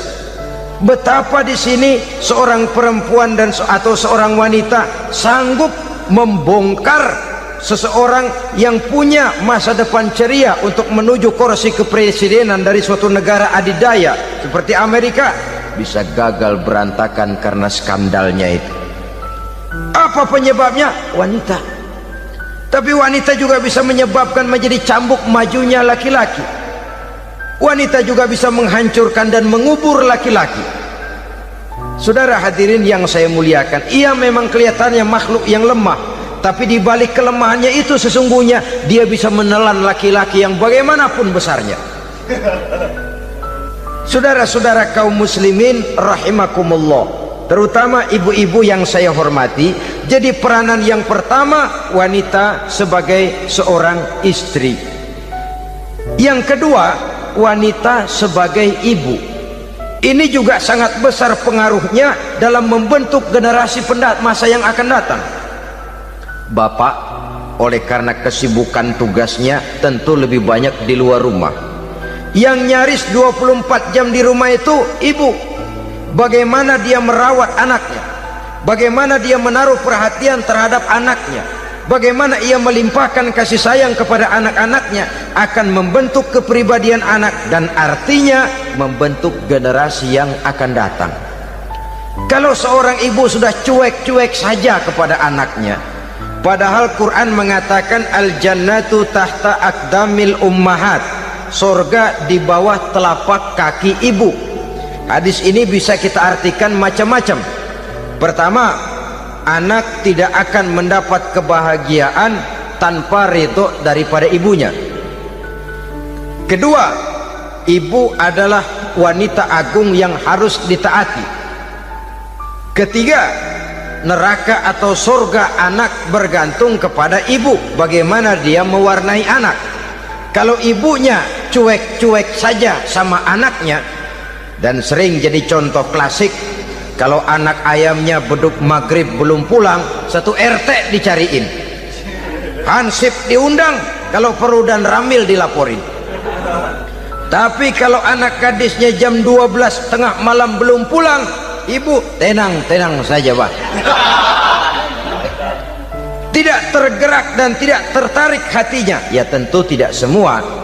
Kalau sudah begitu, bukankah hakikatnya ibu sudah menciptakan neraka buat anaknya sendiri? Khalil Gibran dalam satu tamsil yang indah pernah mengatakan, kalau kita diberikan sebutir mutiara, sebutir intan, dan intan itu sebutirnya sebesar telur ayam, benda yang sangat langka dan berharga, tentu kita sayang intan atau mutiara itu. Kita jaga baik-baik, kita simpan dalam kotak, kotaknya kita kunci, kotak itu kita simpan di dalam lemari, lemarinya kita kunci lagi, lemarinya ada di dalam kamar, kamarnya pakai pintu, pintunya kita kunci lagi, kamar itu ada dalam rumah, rumahnya pakai pintu, dikunci lagi, kemudian rumahnya pakai pintu gerbang besar, gerbangnya juga digembok lagi. Untuk menjaga intan itu jangan sampai hilang, begitu usaha kita berlapis-lapis. Dan intan itu sudah diberikan kepada kita, kata Khalil Gibran. Apa dia? Anak-anak yang diamanahkan Allah kepada kita. Itu intan-intan mahal, itu mutiara-mutiara pilihan yang dititipkan dan diamanahkan untuk kita jaga sebaik-baiknya. Haruskah dia sia-sia di tangan kita? Haruskah dia merana jatuh di tangan ibu yang tidak punya tanggung jawab? Saudara hadirin yang saya muliakan, oleh karenanya peranan sebagai ibu ini sangat menentukan bagi pembentukan generasi yang akan datang. Salah ibu mengarahkan anak, akan lahir generasi mendatang yang tidak kita harapkan. Sehingga Nabi bersabda, kullu mauludin yuladu 'alal fitrah fa abawaihi yuhawwidanihi aw yunassiranihi aw yumajjisanihi. Setiap bayi dilahirkan dalam keadaan suci, setiap bayi dilahirkan dalam keadaan bersih, tidak punya dosa. Islam tidak mengenal dosa warisan. Semua saja bayi lahir dalam keadaan suci dan bersih. Kalau demikian lalu bagaimana? kata Nabi, ibu bapaknya lah yang kelak akan menjadikan anak itu sebagai Yahudi, yang kelak menjadikan itu anak itu sebagai Nasrani, atau menjadikan anak itu sebagai Majusi. Ibu bapaknya yang mewarnai anak. Ibaratnya anak itu kertas putih, mau ditulis tinta hijau warnanya hijau, mau ditulis tinta merah warnanya merah, mau ditulis tinta hitam pun warnanya hitam. Oleh karena itu pembentukan anak yang soleh secara mental sesungguhnya sudah diwarnai oleh kebiasaan ibu bapak dalam pergaulan di rumah tangganya secara mental. Sehingga dengan demikian saudara-saudara, salah kaprah ibu dalam mengarahkan anak-anaknya akan melahirkan generasi penerus yang sungguh-sungguh tidak kita harapkan, dan pada gilirannya akan membahayakan perkembangan bangsa dan negara, membahayakan kita sebagai suatu umat. Apalagi sekarang ini masih banyak orang-orang muslim, orang-orang tua muslim yang kadang-kadang menyekolahkan anaknya di sekolah yang membahayakan akidahnya, mematikan imannya, menghancurkan tauhidnya. Pokoknya asal bonafid keluar sekolah ada jaminan lapangan kerja, perkara anak mau kafir mau murtad bukan urusan. Alangkah ironi dan sangat menyedihkan. Saudara-saudara yang saya hormati, jadi dari segi kaum wanita peranan ibu sangat besar. Dari segi anak, ketaatan kepada ibu, doa restu ibu akan membawa kepada kebahagiaan hidup. Doa ibu mustajabah, kutukan ibu manjur. Beberapa hikayat dan riwayat menjadi contoh dan tamsil buat kita betapa tidak ada satu kebahagiaan di dunia ini yang bisa ditegakkan tanpa doa restu daripada ibu. Pantas kalau dalam Al-Quran ada ummul kitab, ibunya atau induknya kitab. Tiap negara punya ibu kota, bapak kota tidak ada. Lalu lagi wawasan Nusantara disebut ibu pertiwi, bapak pertiwi kemana tahu. Saudara hadirin yang saya muliakan, lalu dalam peringatan hari-hari besar nasional ada yang namanya Hari Ibu. Hari bapak nggak pernah diperingati. Ada hari ibu, dan ibu itu pun ada Ibu Kartini, ada Ibu Dewi Sartika, dan macam-macam lagi yang seluruhnya merupakan refleksi dan gambaran betapa peranan kaum wanita di dalam kehidupan ini yang memang banyak mewarnai dan menjadi warna dari suatu kegiatan. Saudara-saudara kaum muslimin rahimakumullah, apabila yang pertama tadi kita melihat peranan kaum wanita sebagai istri, betapa ia berpengaruh besar dalam ikut menunjang keberhasilan dan kesuksesan suaminya. Kemudian pada peranannya yang kedua, wanita sebagai ibu di rumah tangga, betapa ia ikut membentuk, mempengaruhi, mewarnai dan membimbing kepribadian anak sebagai generasi penerus. Maka pada peranan yang ketiga ini kita akan melihat wanita sebagai social agent, sebagai penggerak kegiatan sosial di berbagai bidang kehidupan. Apakah itu bernama majelis taklim, apakah itu bernama perkumpulan dan yayasan-yayasan kemanusiaan, organisasi-organisasi yang bergerak di bidang pendidikan. Bahkan di zaman sekarang bukan hanya menjadi penggerak sosial, bahkan sudah banyak kaum wanita yang menggerakkan satu bangsa. Dunia mengenal Margaret Thatcher, dunia mengenal Indira Gandhi, dunia mengenal Bandara Naike, dunia mengenal Corazon Aquino, dunia mengenal Golda Meir dulu itu dari Israel. Dunia mengenal Imelda Marcos yang ambisius, tapi yang kemudian melangkah kepada jalan yang negatif dari tujuan semula. Ini bukan hanya sekedar social agent, tapi bahkan sudah mengarah kepada menggerakkan dan mewarnai suatu bangsa. Islam membuka pintu ke arah itu. Wanita duduk dan berfungsi sebagai social agent, mengurus berbagai macam perkumpulan-perkumpulan yang bertujuan kepada kebajikan, menyantuni yatim piatu, memelihara kesehatan, menyayangi binatang, memelihara kelestarian lingkungan dan lain sebagainya. Islam membukakan pintu sepanjang peranan sebagai istri dan sebagai ibu tidak diabaikan. Ini sebab yang utama. Salah seorang perempuan, kaum wanita, kalau terlalu aktif berorganisasi, terlalu aktif bermasyarakat, terlalu aktif dalam berbagai macam perkumpulan, lalu melupakan tugas utamanya sebagai istri dari suaminya, sebagai ibu dari anak-anaknya. Ibu asik rapat sana rapat sini, anak tidak pernah diajak rapat, akhirnya si anak bikin perkumpulan sendiri, rapat menurut versi mereka, sehingga akibatnya yang timbul anak merasa kurang diperhatikan oleh ibunya. Ngaji bagus, tapi kalau sepanjang hari ngaji saja, suami pulang mau makan tidak ada makanan, mau berganti pakaian belum lagi diteriska pakaiannya, tentu ini melupakan fungsi yang utama. Kegiatan sosial, kegiatan di organisasi adalah jadwal kegiatan setelah fungsi sebagai istri dari suami, sebagai ibu dari anak-anak dilaksanakan dengan sebaik-baiknya. Bukan tidak baik ngaji, kalau dari ngaji ke ngaji saja, bangun tidur ngaji, jam 7 ngaji, berangkat jam 11, sholat zuhur berangkat ngaji lagi, pulang sore, malam ngaji lagi.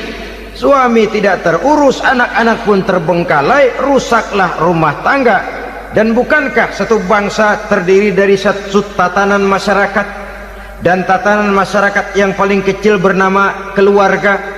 Keluarga merupakan unit dari masyarakat, unit yang terkecil, dan keluarga terdiri dari pribadi-pribadi yang merupakan bapak, ibu, dan anak-anak. Sehingga masyarakat bangsa yang baik terdiri dari masyarakat yang baik, masyarakat yang baik tersusun dari keluarga-keluarga yang baik, dan keluarga yang baik akan muncul dari pribadi dan individu yang baik. Pribadi dan individu yang baik yang sadar mana kewajiban yang primer, mana kewajiban yang sekunder. Sebagai social agent, dia lalu mawas diri dengan tetap mempertimbangkan kodrat kewanitaannya itu tadi. Saya ikut prihatin kalau ada perempuan main sepak bola, dan saya yakin betul kalau perempuan main sepak bola yang nonton pasti bukan nonton bola. Ya mungkin bola juga, tapi bola yang mana? Itu wallahu a'lam. Boy, ya dicari olahraga yang sesuai dengan kodrat kewanitaan begitu. Dicarilah olahraga yang sesuai dengan kodrat kewanitaan. Sepak bola sudah maju, ya belakangan saya katakan tadi muncul lagi wanita angkat besi. Belakangan bisa kita bayangkan wanita main tinju. Babak belur sudah kalau sudah begitu. Kemajuan dengan melupakan kodrat kewanitaan akan menyengsarakan kaum wanita itu sendiri. Silahkan maju menjadi social agent, menjadi penggerak di masyarakat. Para istri Rasul bisa kita jadikan satu figur. Siti Khadijah, figur sebagai istri pendamping yang setia. Dikala suaminya bingung, ia tampil memberikan pandangan. Dikala suaminya bingung, ia memberikan tanggapan. Dikala suaminya dimusuhi orang, ia menampakkan kesetiaannya. Kau tidak sendiri bang, aku di sisimu. Dikala jiwanya gelisah ketika pertama kali menerima wahyu berhadapan dengan malaikat Jibril, Khadijah yang menghibur. Kalla ma yukhzikallahu abada. Tidak apa-apa bang, Allah tidak akan menyusahkan kau untuk selamanya. Tenang sajalah, tenang. Abang orang baik-baik, Allah tidak akan menyengsarakan abang. Peran sebagai istri. Dan Rasul mantap, sehingga bertahun setelah Khadijah wafat selalu terkenang dan dikenang oleh Rasul. Pernah satu saat beliau itu seperti orang melamun. Aisyah tanya, kok seperti ngelamun bang? Iya, kata Rasul, saya seperti mendengar suara terompahnya Khadijah di surga. Padahal Khadijah sudah lama wafat. Aisyah mendengar itu rada sedikit manyun. Kata Aisyah, Bang, cukup sekali ini saja, jangan sebut-sebut lagi nama itu ya. Cemburu rupanya. Ya soal cemburu sih nggak bini Nabi, nggak bini kita, namanya cemburu. Perempuan mesti ada. Apa jawab Rasul? Ya Humairah, Aisyah, haruskah saya melupakan seseorang yang dikala orang lain memusuhi saya, dia mati-matian membela saya. Dikala orang lain mau membunuh saya, dikorbankan hartanya untuk membantu perjuangan saya. Mestikah saya melupakan orang yang begitu baik? Tidak, Aisyah. Sepanjang nafas masih ada, sepanjang itu saya tidak akan bisa melupakan Khadijah sayang. Peran sebagai istri Khadijah ini, peran sebagai istri. Suaminya bingung, istrinya memberikan hiburan. Kadang kan tidak, suami bingung, istri bingungan lagi. Ya sudah, mari ramai-ramai kita bingung sudah. Bukan mencari jalan keluar, yang sudah bingung malah ditambahin bingung lagi. Saudara hadirin yang saya hormati, lalu figur Siti Aisyah, muda, cantik, kreatif, cerdas. Kalau bahasa sekarang barangkali wanita karier ini. Ini figur-figur loh. Jadi punya keistimewaan masing-masing, sehingga ada pilihan. Ya tentu orang mencari istri itu kan karena ada dasar pilihan. Mungkin rupanya kurang menarik tapi akhlaknya bagus. Mungkin akhlaknya sedang-sedang saja tapi potongannya cakep, masih ada pilihan. Sudah potongan jelek, akhlak bejat, emangnya lu milih merem tempo hari ya?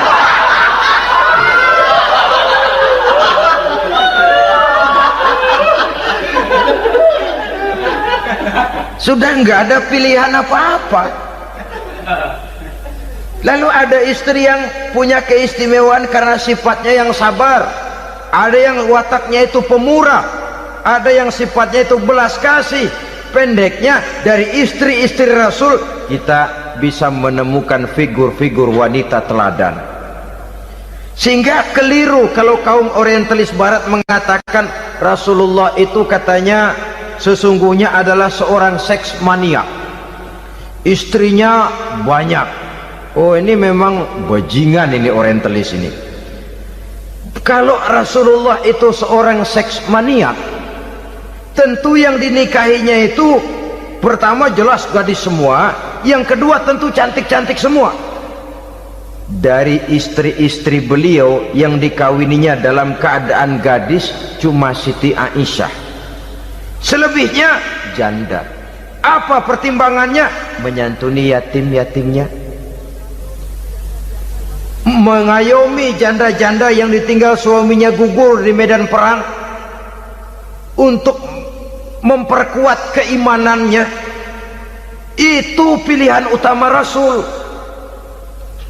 Kita sekarang ini ya ngakunya sih ikut sunnah Rasul, cuma sunnahnya urusan kawin melulu. Ada duit sedikit, kawin maning, kawin maning. Ditanya orang kenapa kawin melulu, sih mas sunnah Rasul. Bukan main. Kalau sudah urusan kawin pahlawan betul sunnah Rasul. Padahal kawin lagi dalam Islam itu sungguh pun boleh, tapi tidak diperintah. Tidak diperintah, memang cuma boleh. Itu kalau dalam pesawat itu cuma semacam emergency exit lah ya, yang tidak boleh sembarang waktu bisa dibuka. Kalau memang sanggup berlaku adil, tafadhol. Kalau tidak, satu juga nggak habis. Lagian saya kira perempuan itu kan cuma perbedaan rupa saja, perbedaan selera saja. Seperti singkong dengan sate, bedanya kan cuma di tenggorokan. Kalau sudah masuk ke perut, kenyangnya kan sama. Perempuan cuma berbeda dalam selera, rasanya barangkali ya, barangkali.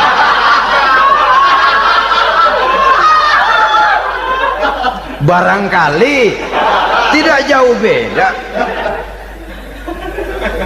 Saudara hadirin, lah Islam ini mengatur lewat pintu yang dinamakan nikah itu tadi, sehingga dengan demikian bisa dinikmati secara tenang, tentram.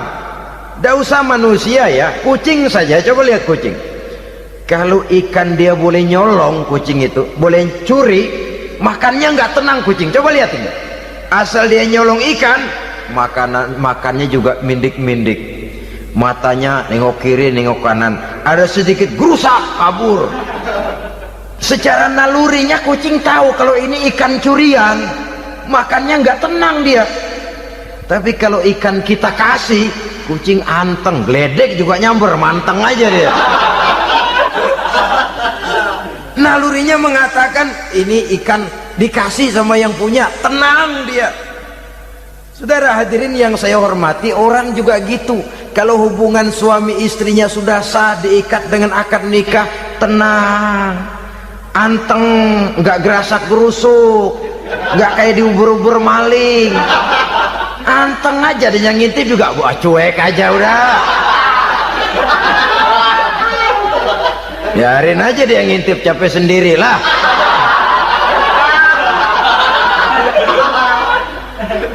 Tapi kalau nyuri-nyuri, coba lihat dah, mana di kebun banyak nyamuk, hansip mukul tiang listrik, dia yang bingung. Islam ini sesungguhnya memudahkan jalan, saudara-saudara. Jadi sebagai social agent, wanita bisa berperan untuk itu, apalagi untuk hal-hal yang menyangkut wawasan kemanusiaan, di mana kaum wanita karena emosinya lebih tinggi daripada kaum laki-laki, dia sangat peka terhadap masalah-masalah yang menyangkut kemanusiaan. Hatinya mudah tergugah, perasaannya cepat terenyuh, dengan penderitaan dia cepat tergugah.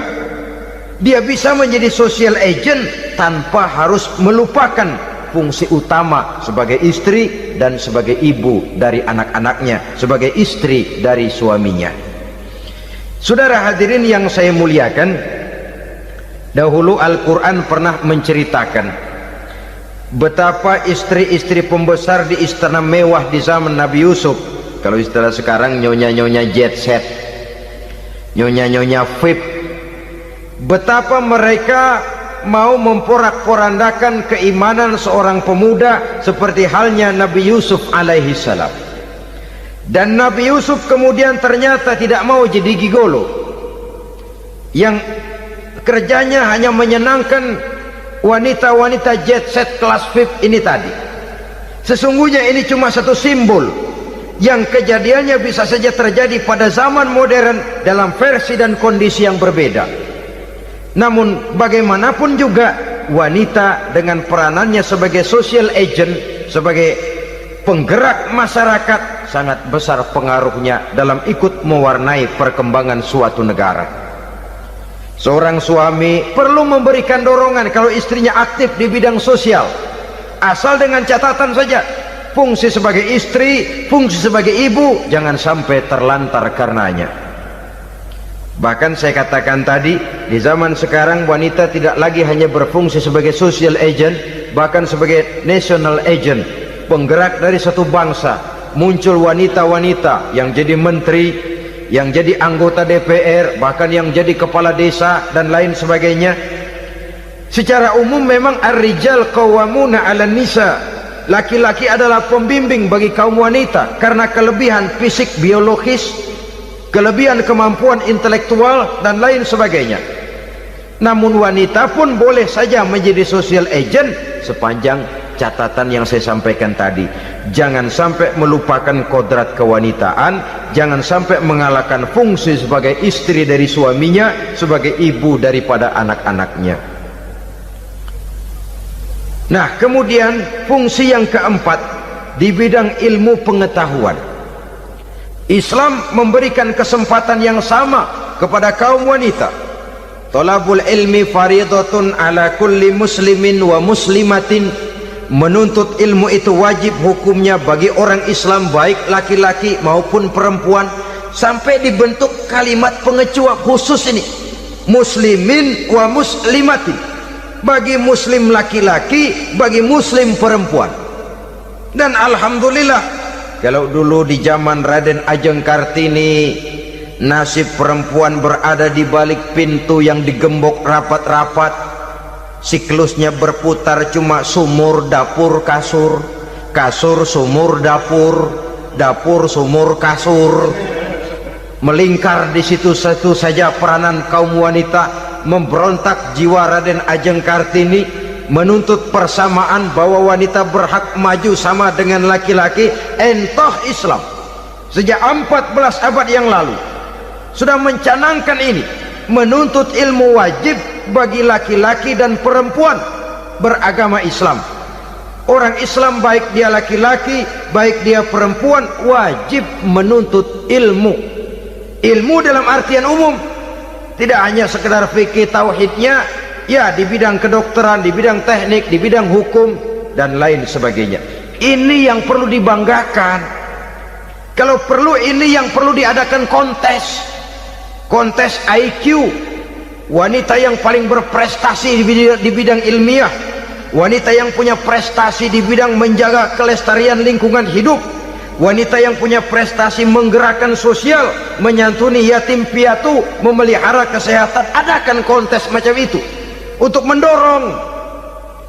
Ini enggak, kalau kontes yang diukur betis, bibir, pinggul, payudara, lubang hidung, ukur sekalian kita. Apa manfaatnya dan apa unsur pendidikan yang ada di dalamnya? Tidak menguntungkan, tidak mendidik, dan tidak membawa manfaat. Kecuali lalu yang timbul pola hidup konsumen, pola hidup konsumer, pola hidup yang material, pola hidup yang pola hidup yang gemerlapan. Ya, kalau oleh anak-anak muda yang terjangkau, kalau tidak, dia hanyut ditelan mimpinya.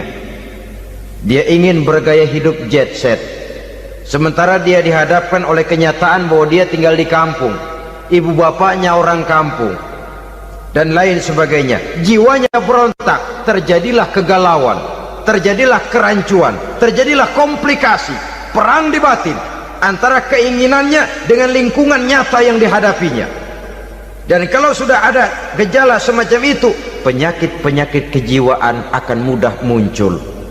Ini gejala terutama buat orang-orang yang tinggal di daerah transisi, kota besar bukan, kampung banget juga enggak, daerah cekak. Akibatnya gayanya ya sering gaya enggak karu-karuan, gaya kepalang tanggung jadinya. Saudara hadirin yang saya muliakan, akhirnya apa? Santri tapi lagunya kayak koboi, koboi tapi sesungguhnya santri. Saudara hadirin yang saya hormati, dengan demikian maka di bidang ilmu pengetahuan wanita mempunyai peranan yang sangat besar. Dia bisa tampil dengan karya-karya ilmiahnya yang membawa manfaat bagi perkembangan agama, bangsa dan negaranya. Majulah kaum wanita dengan ilmu pengetahuan, tuntutlah ilmu seluas-luasnya. Kita hidup di satu negara yang merdeka, kita beragama yang memberikan satu keyakinan bahwa menuntut ilmu merupakan kewajiban, bahwa peranan wanita tidak hanya di belakang dapur, lain sebagainya, yang seluruhnya terpantul dari dinamika kehidupan kaum wanita. Saudara-saudara kaum muslimin rahimakumullah. Kemudian yang kelima, peranan wanita dalam bidang agama.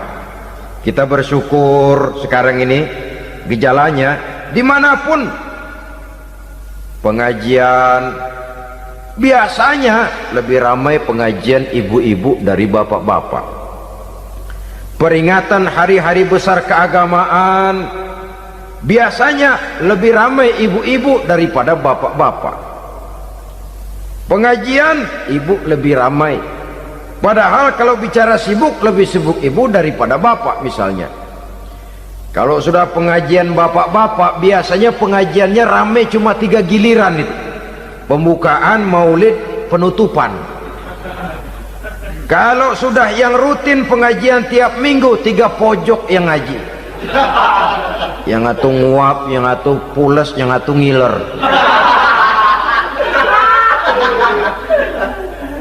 Saudara hadirin yang saya muliakan, ada badan kontak majelis taklim, yang merupakan wadah daripada kegiatan ibu-ibu.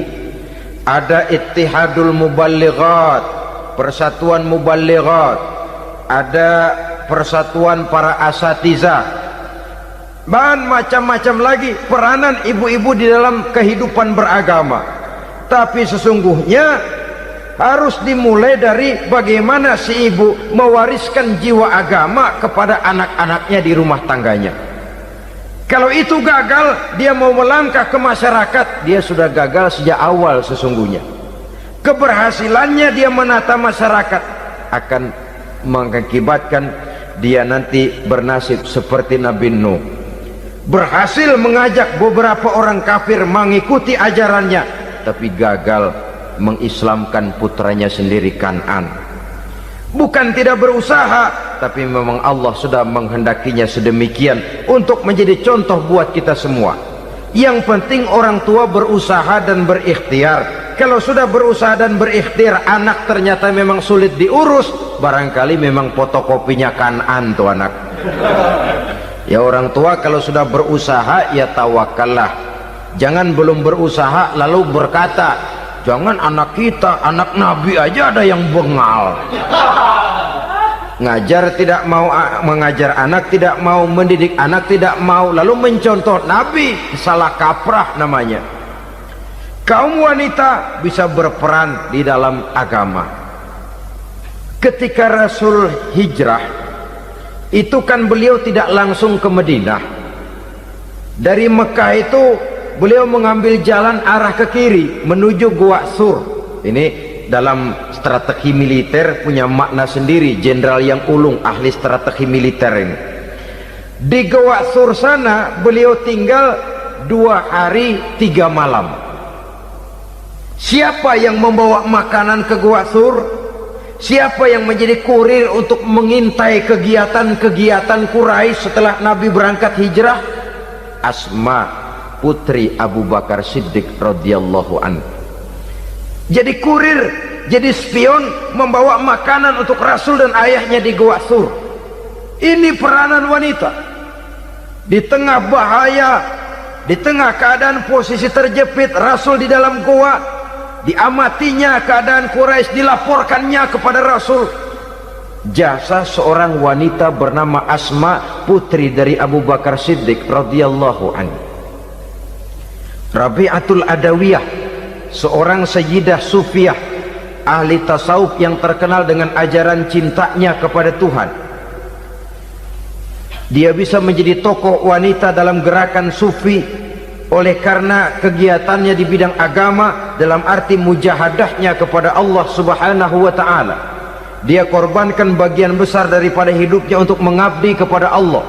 Setelah suaminya meninggal, seumur hidup dia tidak pernah nikah lagi. Bukan tidak cantik, cantik. Bukan tidak ada yang mau, banyak yang meminang. Bahkan diantaranya termasuk Sufyan Tsauri, seorang tokoh juga, pernah mencoba meminang beliau. Kata Sufyan, Rabi'ah, bagaimana? Kamu kan janda? Iya. Lalu, lah saya kan duda. Jadi bagaimana? Daripada kita masing-masing sendiri-sendiri kan lebih baik kita join. Maksud kamu apa? Saya mau meminang kamu. Boleh? Tapi mas kawinnya saya minta engkau jawab 4 pertanyaan saya. Kalau bisa, diri saya seutuhnya saya berikan kepada kamu. Kalau tidak, tidak usah saja. In ajabtani fi 4 masail fa ana laka. Kalau engkau sanggup menjawab 4 pertanyaan saya, seluruh diri saya bulat-bulat saya serahkan kepada kamu. Yang pertama, Sufyan, semua orang kan bakalan mati. Iya. Ya soal mati sih sama, mati. Cuma hakikat mati kan lain-lain. Ada yang matinya itu husnul khatimah, mati baik di akhirnya. Lagi ngaji, mati. Lagi baca Quran, mati. Lagi sholat, mati. Lagi dengar ceramah, mati. Lagi sodakoh, mati. Itu mati-mati yang su'ul khatimah. Ada yang mati itu mati yang husnul khatimah, maksud saya. Ada mati itu yang disebut su'ul khatimah, jelek di penghujungnya. Lagi nyekek botol, mampus. lagi banting kartu, plak plak, habis. Lagi makan riba, mati. Lagi zina, mati. Lagi nipu, mati. Kira-kira kalau saya nanti mati, su'ul khatimah apa husnul khatimah? Loh, saya nggak tahu, kamu mati saja belum. Tidak bisa kamu jawab, tidak bisa. Yang kedua, setelah mati kita masuk ke alam kubur. Di kubur kita akan dapat nikmat kubur atau azab kubur. Hari itu kira-kira saya dapat nikmat apa dapat azab? Saya tidak tahu. Di padang mahsyar setelah ditimbang kita dapat kitab di tangan kanan kalau baik, di tangan kiri atau dari belakang kalau jahat. Hari itu saya dapat kitab di tangan kiri apa tangan kanan? Saya nggak tahu. Yang keempat, orang akan lewat di atas sirat. Yang selamat sampai surga, yang celaka sampai ke neraka. Kira-kira saya yang selamat apa yang celaka? Wah, kata Sofyan, gua nggak tahu, udah butak dah lempangan itu deh.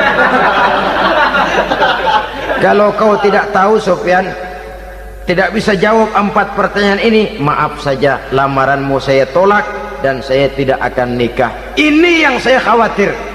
Maka dia terkenal sebagai Sayyidah Sufiyah, tokoh wanita dalam dunia sufi.